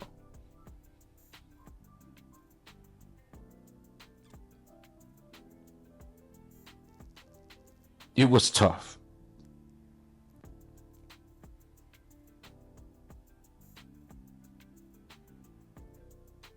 I wasn't ready, T. I remember the call. I was not ready. Remember the call. And that's when my world turned upside down. And everything that I experienced in life, the abandonment issues, the divorce, issues, mom being sick, mom dying. I thought that was the big one, right? Nah. It was losing my son. That forever changed me. What it did is turn my world upside down, and I didn't know what to do. I didn't know how to feel. I didn't know how to breathe. I remember the very moment I was at a friend's house making phone calls to other friends that I had just lost my line brother, Kenya McDaniel. Yeah, they died on the same day. I didn't even know. You never told me this. We got the phone call around 11:51. I had to go back and look again. From his parents that he had lost his battle with pancreatic cancer. And my friend was gone. That morning was a whirlwind. I had surgery on this shoulder, so I just came from therapy that morning. I had therapy at 9 o'clock. Finished up at 10. And I've heard from a lady friend that said it could possibly happen. She was already in contact with his parents. So I immediately went to my line brother's house and said, hey man, our friend may die. And we were in the know. Not all of our friends were in the know that he was actually battling pancreatic cancer. So now my heart is already drained. And when we got the call from Ken's parents, we asked them what we could do to help and support him. And so we would call, we tried to get the word out, call. And we went down. We made phone calls for about 2 hours. More people coming to my buddy's house.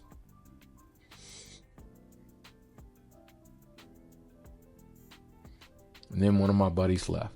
I was like, oh, finally. It was about 3 o'clock. I get a phone call and it's a blocked number.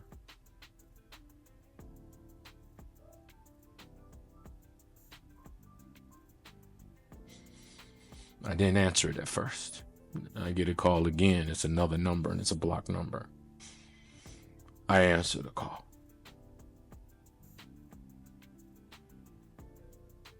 And it was straight and to the point. This is Officer such and such with the Garland Police Department. Your son, Jordan, was involved in an accident and did not survive his injuries. I lost it.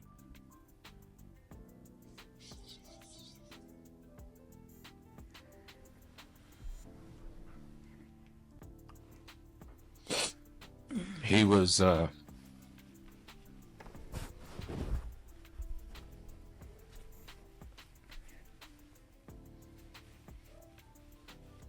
he was my firstborn son. I love him.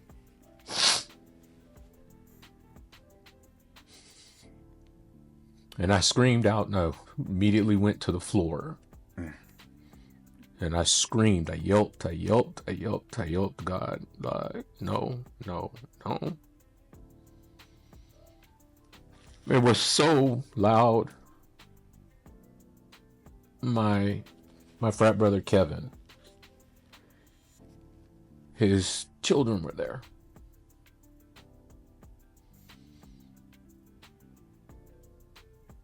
I lost all control of my body functions. I just didn't know what to do.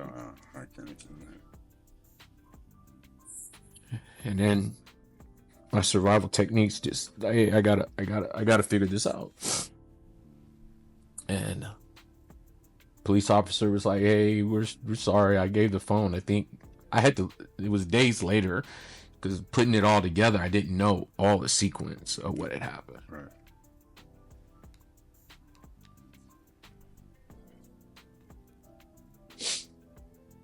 Apparently I gave the phone to somebody else and they were talking to the police, and then I was like, okay. And then they were like, hey, this is mom. I was just wondering, as they notified his mom, I gotta make that phone call. So I gotta call my ex-wife. Then I had to tell her. I had to say it, and I didn't want to.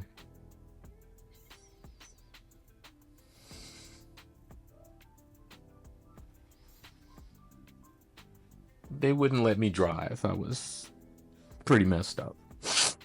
I called my wife, and I called my brother. I called my wife and my brother, and they got together, and they came together so that I didn't have to drive. Pick me up. It seemed like it was hours, bro.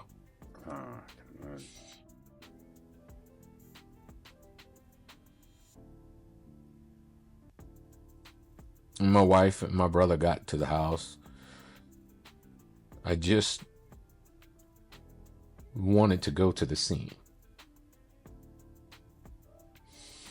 Police officer told me it was at the nearest corner was there. I went there. I didn't see any accident stuff. I was like, what? I went to this racetrack or a QT one. I was asking, hey, there was an accident here. Do you have cameras? Nothing. What I didn't know is that the accident actually happened a little further south of that intersection. And my wife asked me where, I said, I want to see my dad. I needed to see my dad.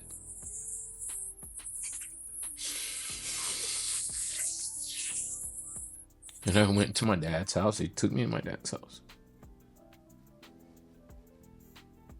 There's pictures all over the place. I needed to hug my dad.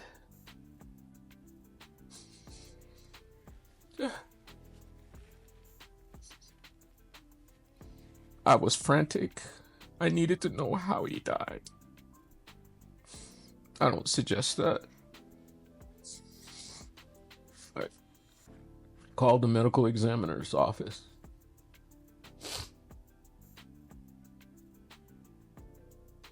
They hadn't finished processing it. And I said, ma'am, I just need to know what's wrong with him. And she listed off his injuries. I could feel my son's pain. And I wasn't immediately blame myself because I wasn't there for him when he needed me the most. My son was thrown from the car. And all I could muster was that he was there. Then someone told me that there was a video circulating on Facebook where you can see my son's shoe and his body covered by a white blanket.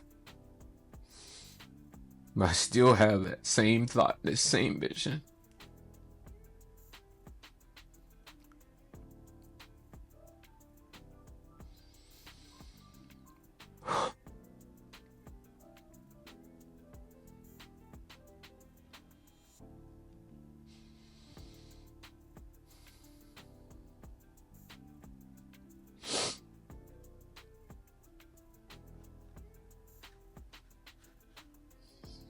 How you doing?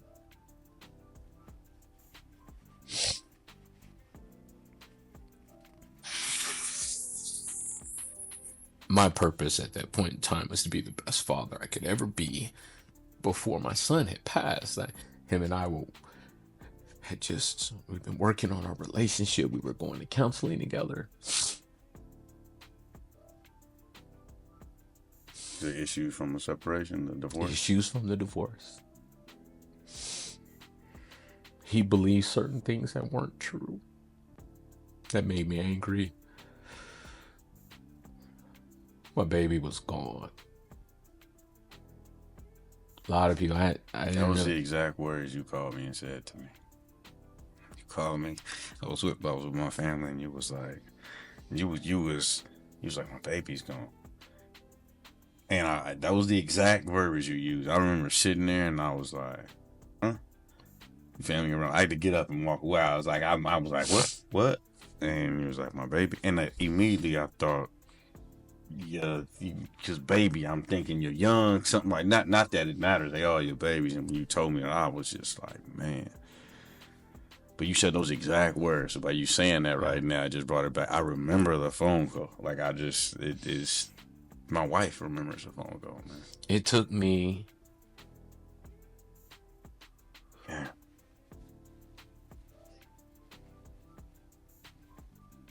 Until last year to actually get that moment. I had to continue to write that moment because it kept terrifying me. Yep. And I had to go see my son.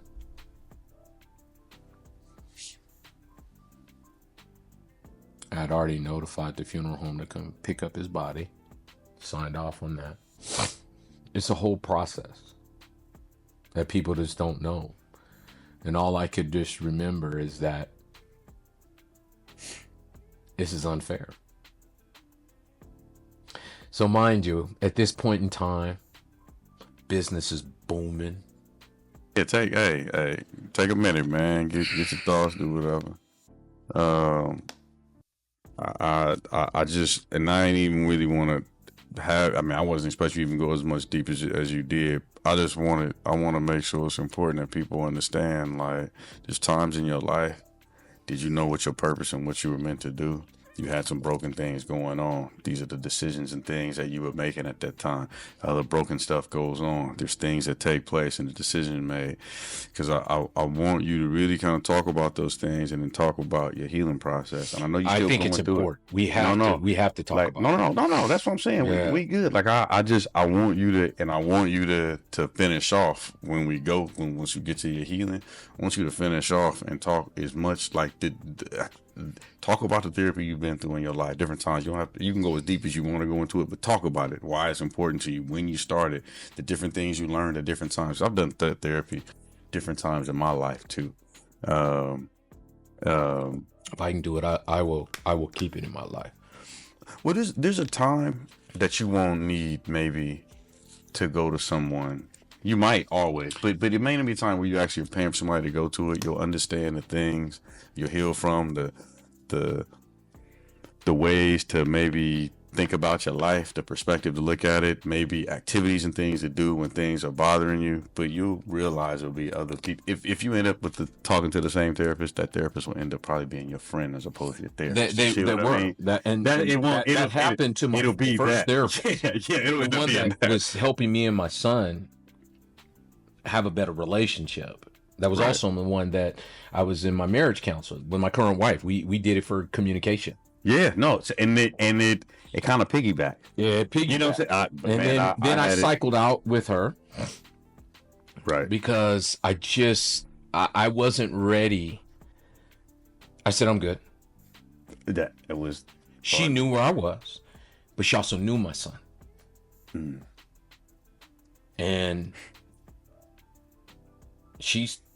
one of the things that I failed to do is I failed to understand early that I wasn't the only one grieving. Me and my ex-wife aren't the only ones grieving. Everybody grieving. Everyone who knew him was grieving. Everybody's grieving. And when I saw the kids that were there, and I'm pretty sure they all have, I have my son's cell phone. I still haven't turned it off, right? They have these group chats. And I hear all the little things that my son would say. Oh, my dad's this and that. So I hear them, and I don't fault them.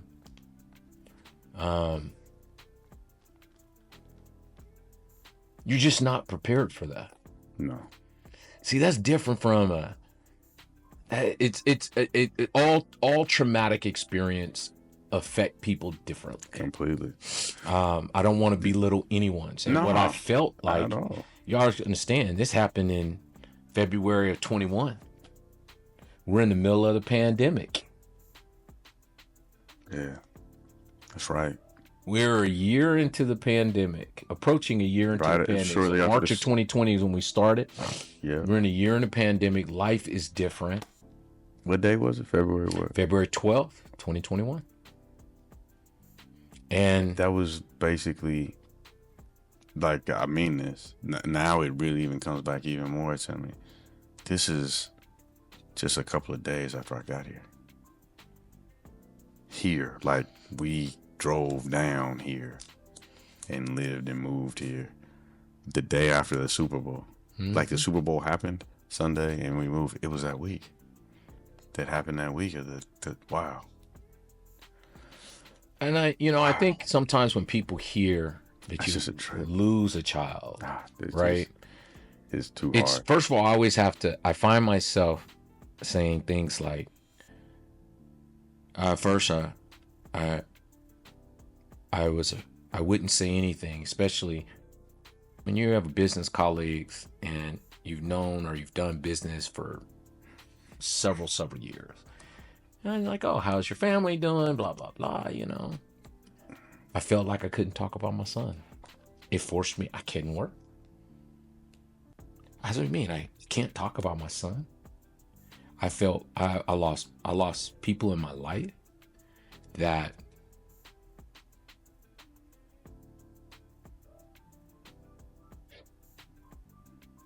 they didn't know how to talk to me. They didn't want to face that. And most common decency human beings, when they hear something like that, the first thing that someone does is they try to be intrinsic and feel what you felt. They can't, yes. And it's terrifying. The first thing that they think about when you hear that,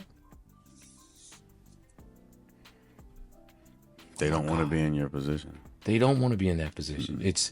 It's no one's happy. No one's happy. It's really.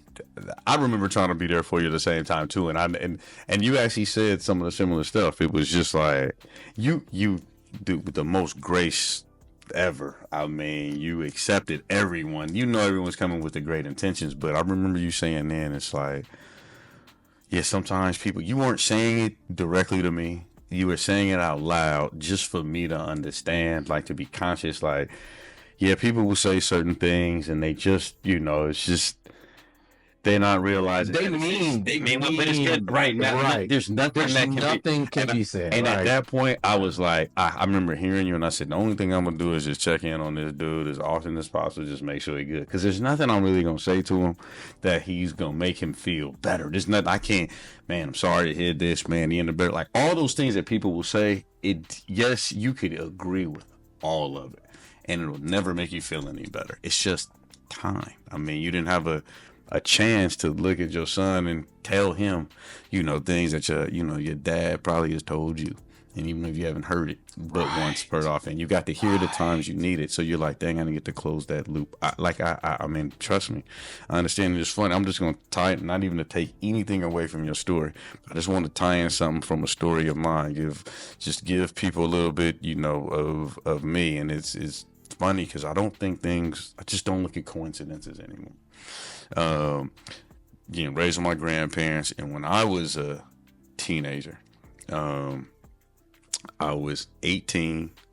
It was right after my 18th birthday, so it was January of '96, and I had just met my kid's mom probably a month or so before that, and we was dating, so I was in college.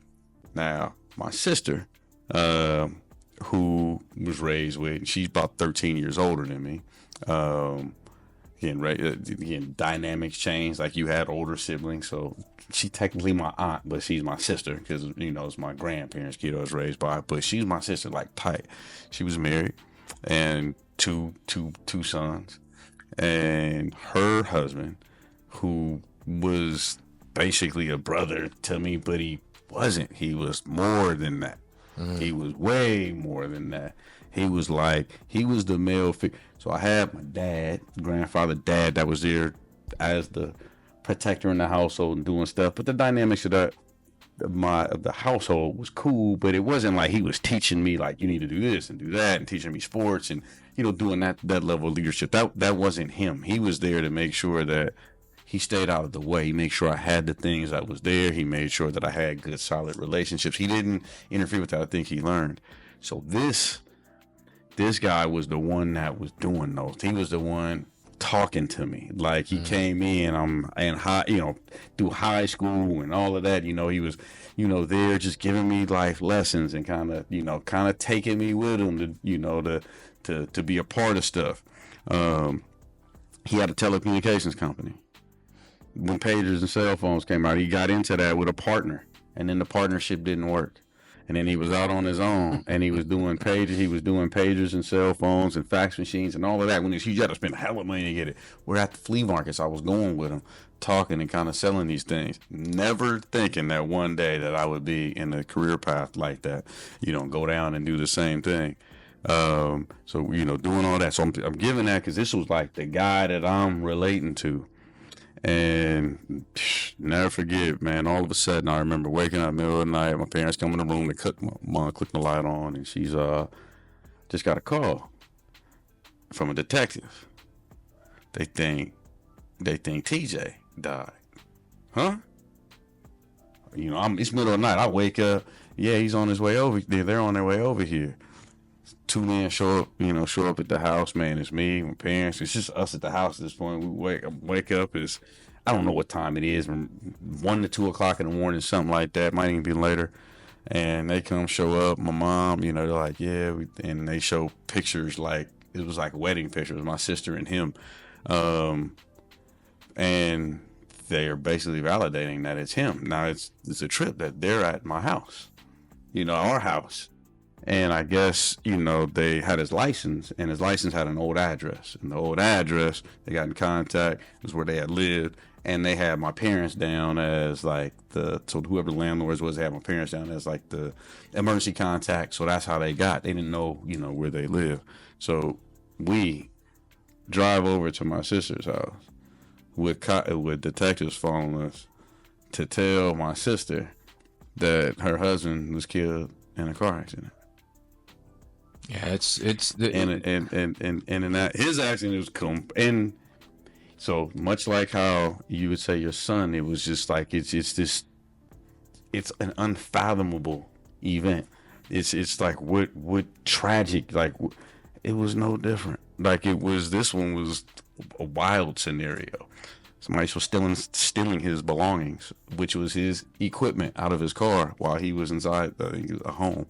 And he ended up running and chasing. He ended up on top of a vehicle.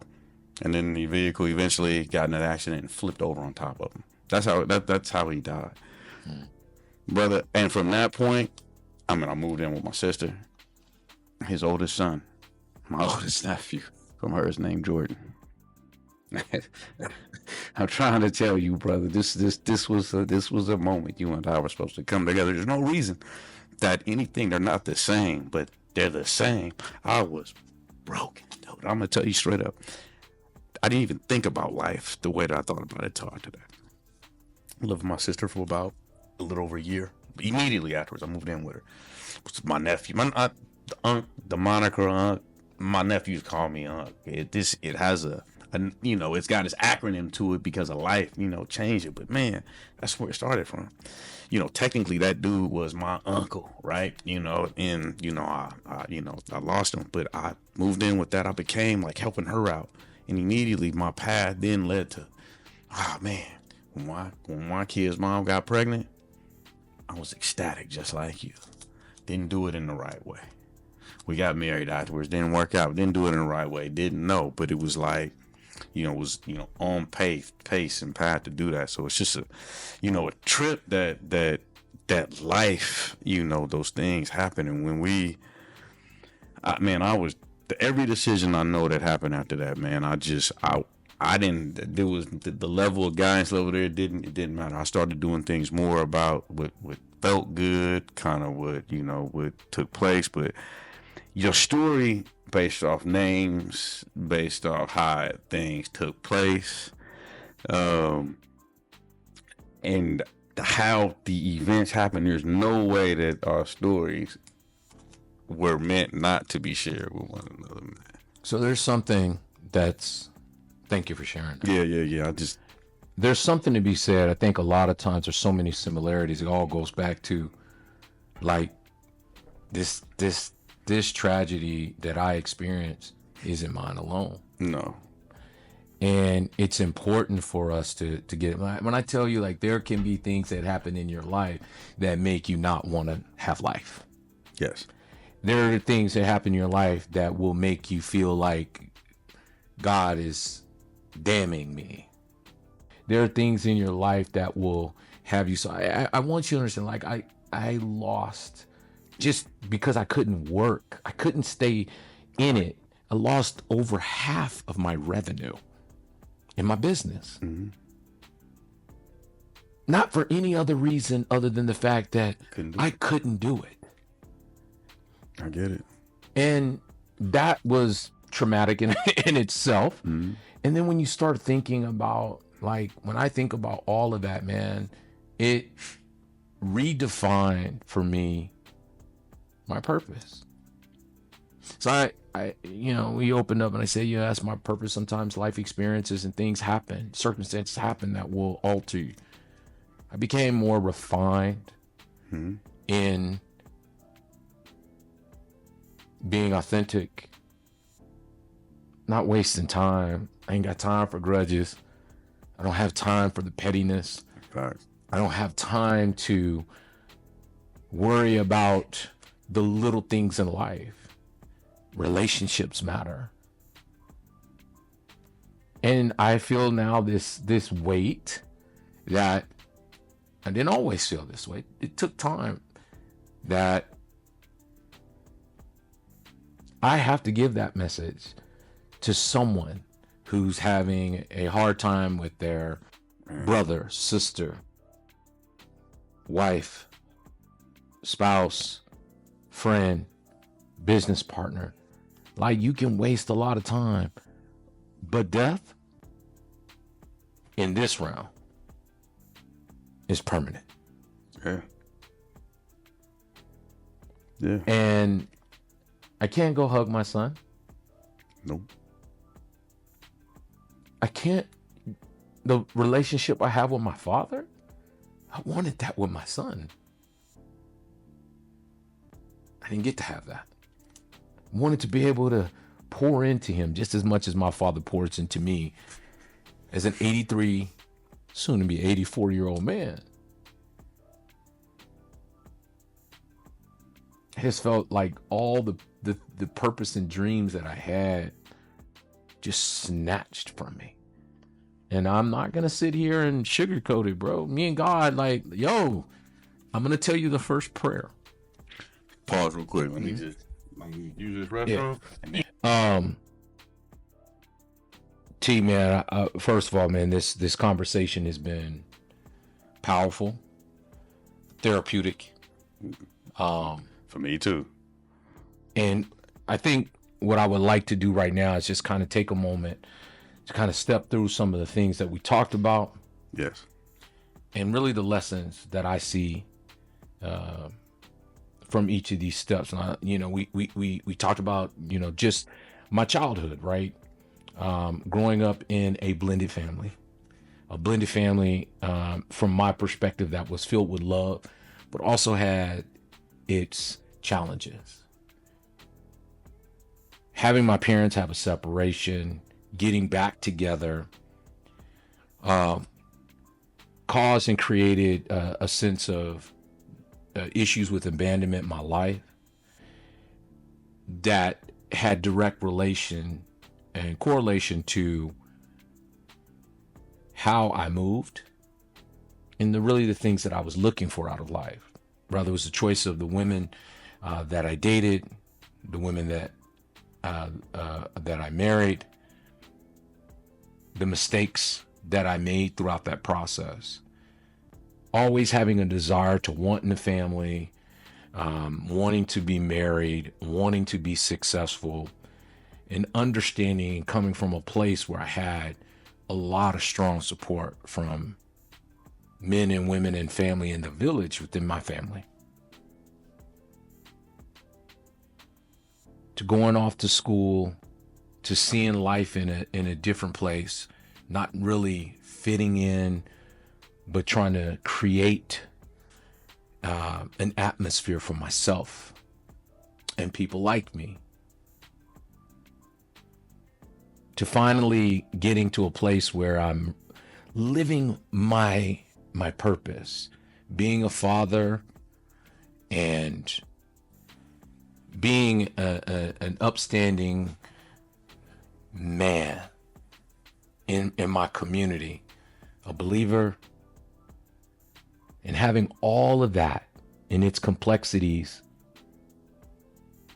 of all the joy that came with that. My children, my wife, my family, the relationships. And having that turned upside down when I lost my son, Jordan. That is the single most, and I'll state that is the single most challenging thing that I've experienced in my life.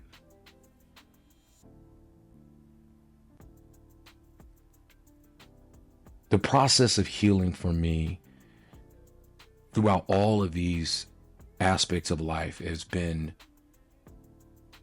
how I've overcome the small things to the big things. And let me take a step back, how I'm overcoming the small things and the little things, how I'm carrying those challenges and those struggles with me, and how I'm leaving those certain things behind. Mm-hmm. I say that because I want to make sure I distinguish between, I'm not over the loss of my son. I'm going to forever desire to hug him, to feel him, to hear his voice. The first prayer that I had after losing my son, on the moment at the day, this is what I said to myself. Once I realized in that moment that I was losing control, I said, God, please don't leave me. Please don't let me lose my faith in you. And over a series of time since that happened 3.5 years ago to today, I've redefined my purpose. What I've seen is that I've been able to stand in the face of it. I want everyone to understand it's not about being strong in that moment. It's about, no, I'm weak, I'm broken, I don't have an answer. But understanding that my strength and my faith had to come from a place higher than myself. I prayed a lot. But what I found in that process is walking in silence. And I'm not talking about going to take a walk for a mile. I'm talking about exhaustive walking. 5, 6, 8 miles. With one single purpose. God, touch my heart, touch my situation. In constant prayer, that was able to at least open the door for me to have God create a plan for me. Therapy has always been a major part of my life. From the first time I had psychotherapy in college, post-college, premarital counseling, marital counseling, more marital counseling, divorce counseling, all of those things. But I needed grief counseling. I connected with an organization. I had a therapist first that was my ongoing therapist, and she helped my son and I, before he passed, to get to a great place in our relationship. And right when things got really good, he lost his life. The importance of therapy for me has been life altering. It has allowed me to not necessarily put the burdens of my heart, of my mind, of the anxiety on my family, but allowed me to be in a place to work with a therapist, to walk through my grief, to give me and equip me with tools to allow me to grieve and to continue to grieve. I went from being very afraid to talk to anyone to now stepping in it and not afraid to share my son's life, to share my journey. And that has been very pivotal for me. I experienced and went into what they call chronic depression, a chronic grief, where it became this, you seem like you're on a hamster wheel of cycle and you can't get out of it. Mm-hmm. What I was doing, and I'm going to I was self-medicating, numbing, and I wasn't handling the grief. Being able to step into it, I might be at Costco and see something that remind me of my son, and it may bring me to tears. But now I just praise God through it. I still take the time in the moments. I still write. Good. I also have created a village of other men, specifically black men, who have held me accountable, who have been sounding boards, who have been comfort, that have showed me compassion, love, grace, by being in the hands of God.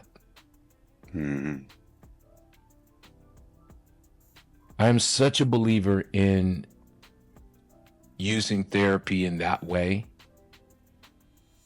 with your faith.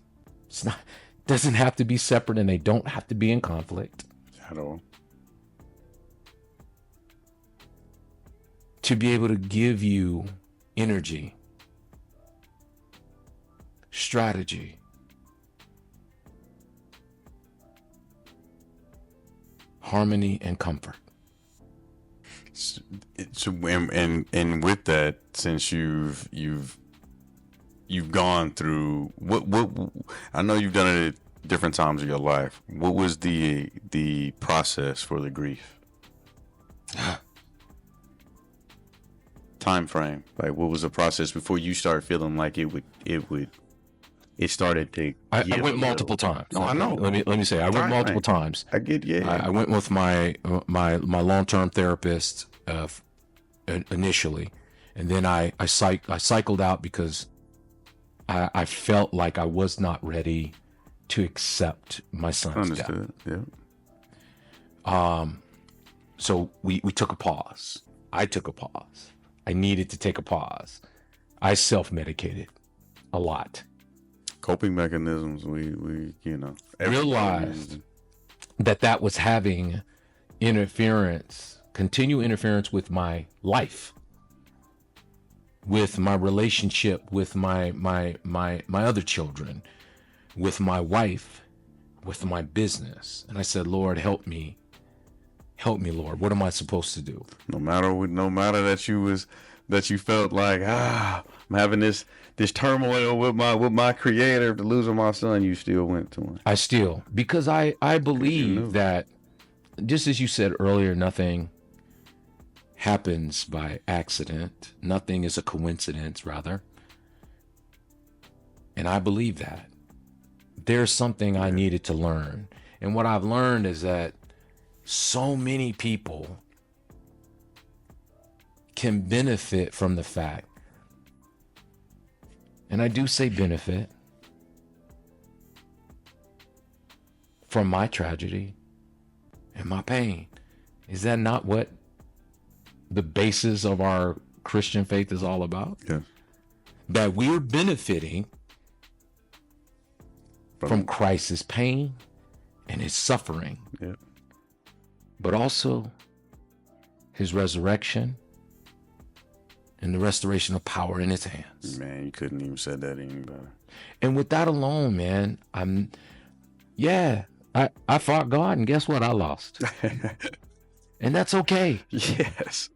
God wants us to reach him. He's there. He wants us to constantly just say, hey, I'm here. I looked at my life, even though I wasn't a bad dude growing up, like doing crazy, like just outlandish things to other people and stuff like that. I mean, I still was rejecting him because I was doing everything that was against the ways I was supposed to. Now, in a lot of these ways, I didn't truly know no better, but we still know it sometimes. You still know what's right and wrong. You know when you're doing a little bit too much. Right. Even though I hadn't found him in the way that I needed to. So from your grieving standpoint, would you say therapy lasted how long? You still doing it? I am still doing it. Okay. I'm on a weekly basis. I've fit it into my budget. What mental health, man? I mean, I think it's worth every penny that you pay for. Sometimes you just need other skills to understand what is happening to your mind.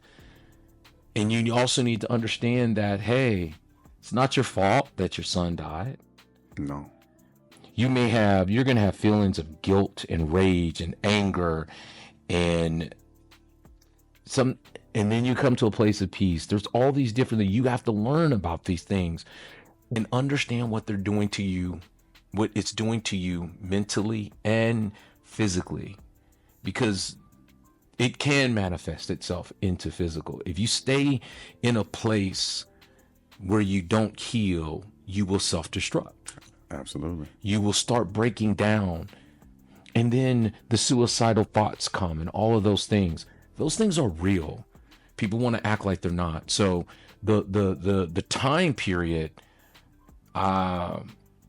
in multiple sessions, I've been over the last 3.5 years. I was probably in therapy a year and a half. I took breaks. I took breaks. I felt like, I'm good. Had to keep your mind off some things. Had to keep my mind off some things. And life is lifing.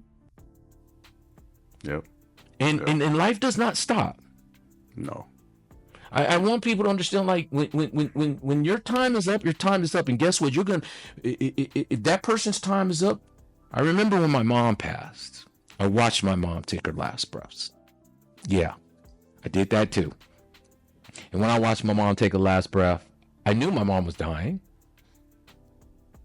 But when I watched her take her last breath, I walked outside, praying to God. Again, I'm going to God for comfort. I'm going to God for understanding. And I looked at the sky. Partly cloudy day in Pleasant Grove, Texas. And guess what? Sun was still shining through those partly clouds. Trees, wind was still blowing. And those clouds were still moving. And at that moment, I got mad at God again. Because when I, as a child, when I would hurt something or whatever, my mom seemed like she could just pause time, get me better, and put me right back in. And that was how I looked at it from a child's mind. But as a full functioning grown man with real grown consequences, choices, in lifestyle, life does not stop because you lost your mother, you lost your child. Anybody, it's just the next day happens and everybody else still need to eat. People still got to go to work. School still start for others. The bell still gonna ring at 8:30. I mean, whatever it is, it's just you have to do it differently in a different mindset than everyone else. I mean, that's what tragedy is. That's what tragedy with brokenness, no matter what it is, because tragedy is different for everybody, right? I got a couple like last questions, and then I think I appreciate everything that you've told. I think your story is a testimony that people need to hear. Is a lot of people that have dealt with the loss of a child, people that have dealt with the brokenness that they come from parents and all, and no one's parents are perfect, but there's things that sometimes we don't learn that we go through and we pass down. We do. Unfortunately, myself, my biological parents, they weren't together. They didn't have anything to do. My story is crazy as far as on that one. So I don't think it was a coincidence that the choices I made in life with the people, I end up being with broken people for most until I figured getting healed. So I continued the same, probably the majority of the same cycles. I don't have all the details of my parents' life because I didn't get to know them, at all, like that. My biological mom has passed away already. Just getting to know my biological father, have just met him, not too long ago. So it's still, still a process, but we end up passing that stuff on down. Questions that I would actually have, just, a couple here is, what, I think I understand the most broken time that you've had for yourself. Now that and you're not all the way through everything. I know you're still going through your process. You never will, but it's kind of a twofold question. One, what would you tell yourself now? Like, going back to that moment then, you've obviously have grown, you've done things. What would you tell yourself now to prepare, not to prepare that's gonna happen, that has happened, to do differently so you could help yourself deal with it differently or even better? Not saying that you would or you should. Is there anything, better question, is there anything that you would tell yourself or to others out there that when they hit them broken moments to do to try and get through it? Because at the end of the day, just like you said, clouds gonna be out, the sun gonna shine, everything is gonna take place, the day is gonna continue to go. The only thing that is having a hard time is you, the individual. And you realize that no matter what, you still got to move forward. You can't stay still. And especially when it comes from you. The second part to this, is you have people still relying on you, so you can't sit still. You got a wife and you got other kids. You can't sit still. They still look at you as daddy, husband, all this and that. So there's still a point in time where I know, and especially when it comes to their wife, that they had that held you down. And as you kind of finish off, kind of your story, I think it's important just to lay that out, because that's still, no matter what, the closest circle. You got friends, you got family, you got dad, brothers, all that, and all them people are always going to be there. But your wife and your kids and that household, they actually are, that is your immediate family. That's the immediate folks, no matter what, that come before dad, brothers, sisters, all this and that. So I guess just two-part question is there anything you would tell yourself? And then how did they, keep you going, throughout that time? Great questions. It makes you think. I don't believe that there's anything that I could have told myself at that moment to prepare me. Okay, and I'll continue that. Yep. Nothing. What would I tell someone that faces something similar? There you go.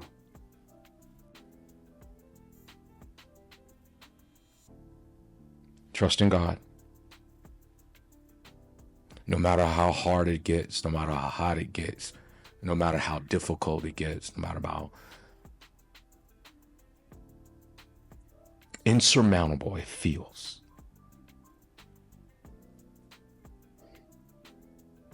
keep looking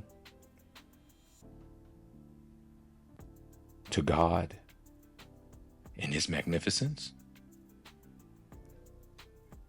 Things you would tell yourself, it's not your fault. You can't blame yourself. It's part of the healing, the grieving process. The grieving process is a process, and it never ends. Give yourself grace. Don't waste time with unfruitful surface relationship. It's time to put away surface relationships. Yes. Facts. We only have a finite amount of time on this planet, in this life, in this form. Yep. Make it count. Is there anything that's preventing you moving forward? Any obstacles that are preventing you from making this life count for you? Only those that I put in front of myself. There's nothing preventing me from taking the worst of a situation and make it better other than me. Do you understand exactly what you need to achieve while you're still here? Right now, I feel super laser focused on having meaningful relationships, being an extension of God's grace, God's love, create an environment to prepare my children to be the type of person that God would have them to be. And hopefully give them a little bit of privilege to not make the same mistakes that I have, to be vulnerable to them, and to do what my dad has always done with me, to continue to pour into my children with every breath, every moment that I have, knowing that there's going to be disagreements, knowing that there's going to be moments of conflict, but believing that all of those things we can get to a place of harmony and peace so that we can do the good work. I don't, to be honest, man, I don't really have any. I think we could leave it there. Like, I know there's still so much still in your story. Like, I know that for a fact. But I think that you have shared a lot, for the audience, to be able to listen, to understand, where you come from, the things that you've done. I think we've talked about you've had different ways throughout your life when you've been broken. You have different things and different scenarios that have taken place for you that have caused impact. And we haven't talked about all the negative consequences. We talked about some that I think a lot of people relate to, the high level ones, but I'm sure there's a lot of, little ones, out there. And hopefully, the audience and the UNC family, if there's anyone that's going through anything similar, any of the similar things, that, you guys take heed to the words and the storyline. I mean, God is part of it. Therapy is part of it. Vulnerability with other people is part of it. Fellowship for the men, with other men, is part of it. If you got a family, understand other people that when things break, they're breaking too. It's not, it's not just you. There's a lot of, key points in here that I think people can pull from that and realize that the steps to take, are to, even in doubt, the positive mindset. Yeah. And if you can't, ask him for it. It's taken you 3.5 years and through this process, still going, 1.5 years of it, to kind of focus, other times to be away, and other times when you were away, not directly in therapy, you're walking 8 miles a day, talking, with in silence. You're walking in silence, figuring it out. I mean, that's also giving yourself to him in the time that you are at your most vulnerable and weak, and probably at your angriest towards him, man. I mean, deep story, man. I mean, respect, everything that you've been through. Respect the fact that you still are going and you haven't given up, because you do have others that do count on you. But on top of that, man, it's not just your family. I mean, I've said to you many times, you're very highly respected, man amongst the people that and amongst your peers and colleagues and family and friends. I mean, I haven't heard a single person ever refer to you in a negative fashion. Like that's and I'm not saying that just to make you feel good. Right. I appreciate but that, it's serious, man. I mean, I'm being dead serious. Like, people really, highly respect who you are and what you bring to the group of others when you're around. You also gave me a really good barber, so I appreciate that, my man. Hey, you be having me lined up. Anybody out there that's in the Vegas area, hit up Level Up. Hey, that's free promotion. Antonio Spurlock, go check him out. He gets you hooked up. But man, no, I just appreciate your time, man. I appreciate you coming out, man. I definitely look forward to having additional conversations with you in the future about other things. I know that this wasn't an easy conversation. I know that it was probably difficult to get certain things out, but man, I'm extremely grateful and humble. The first ever live or in session here in the studio will be changing, later, but in person, for UNC, it probably wasn't perfect. Things are going to go a certain way, we'll get better, but I appreciate the fact that you were just able to share your story, man. I learned a lot. And then, and to realize that your story, I didn't realize how many similarities there were between things that I've also gone through. Again, I don't think those are coincidental aspects. I think those are things that make people realize that we're more alike than we've actually even realized. And there's a reason that it validates, why we get along and why we're able to collaborate and think and do things, on the same wavelength. Because like I said to you in this conversation, we attract what we are. Amen. There's nobody else going to be around us the same. So that being said, UNC family, Hey, appreciate you, man. Hey, UNC family, appreciate you guys all tuning in. Hopefully this interview gives a little bit of insight to all you guys, and definitely look forward to bringing future content. My pops always used to say, you can lead a horse to water, but you can't force him to drink. this info is just out here for anyone that's listening to be able to take, utilize for their self-improvement and for their best interests in moving forward for the life that they want to have while you are here. We want you to understand your purpose for, who you are, where you come from and what you need to do to make sure that your life, is fulfilled. That being said, Unc wants to leave his famous words for all of y'all.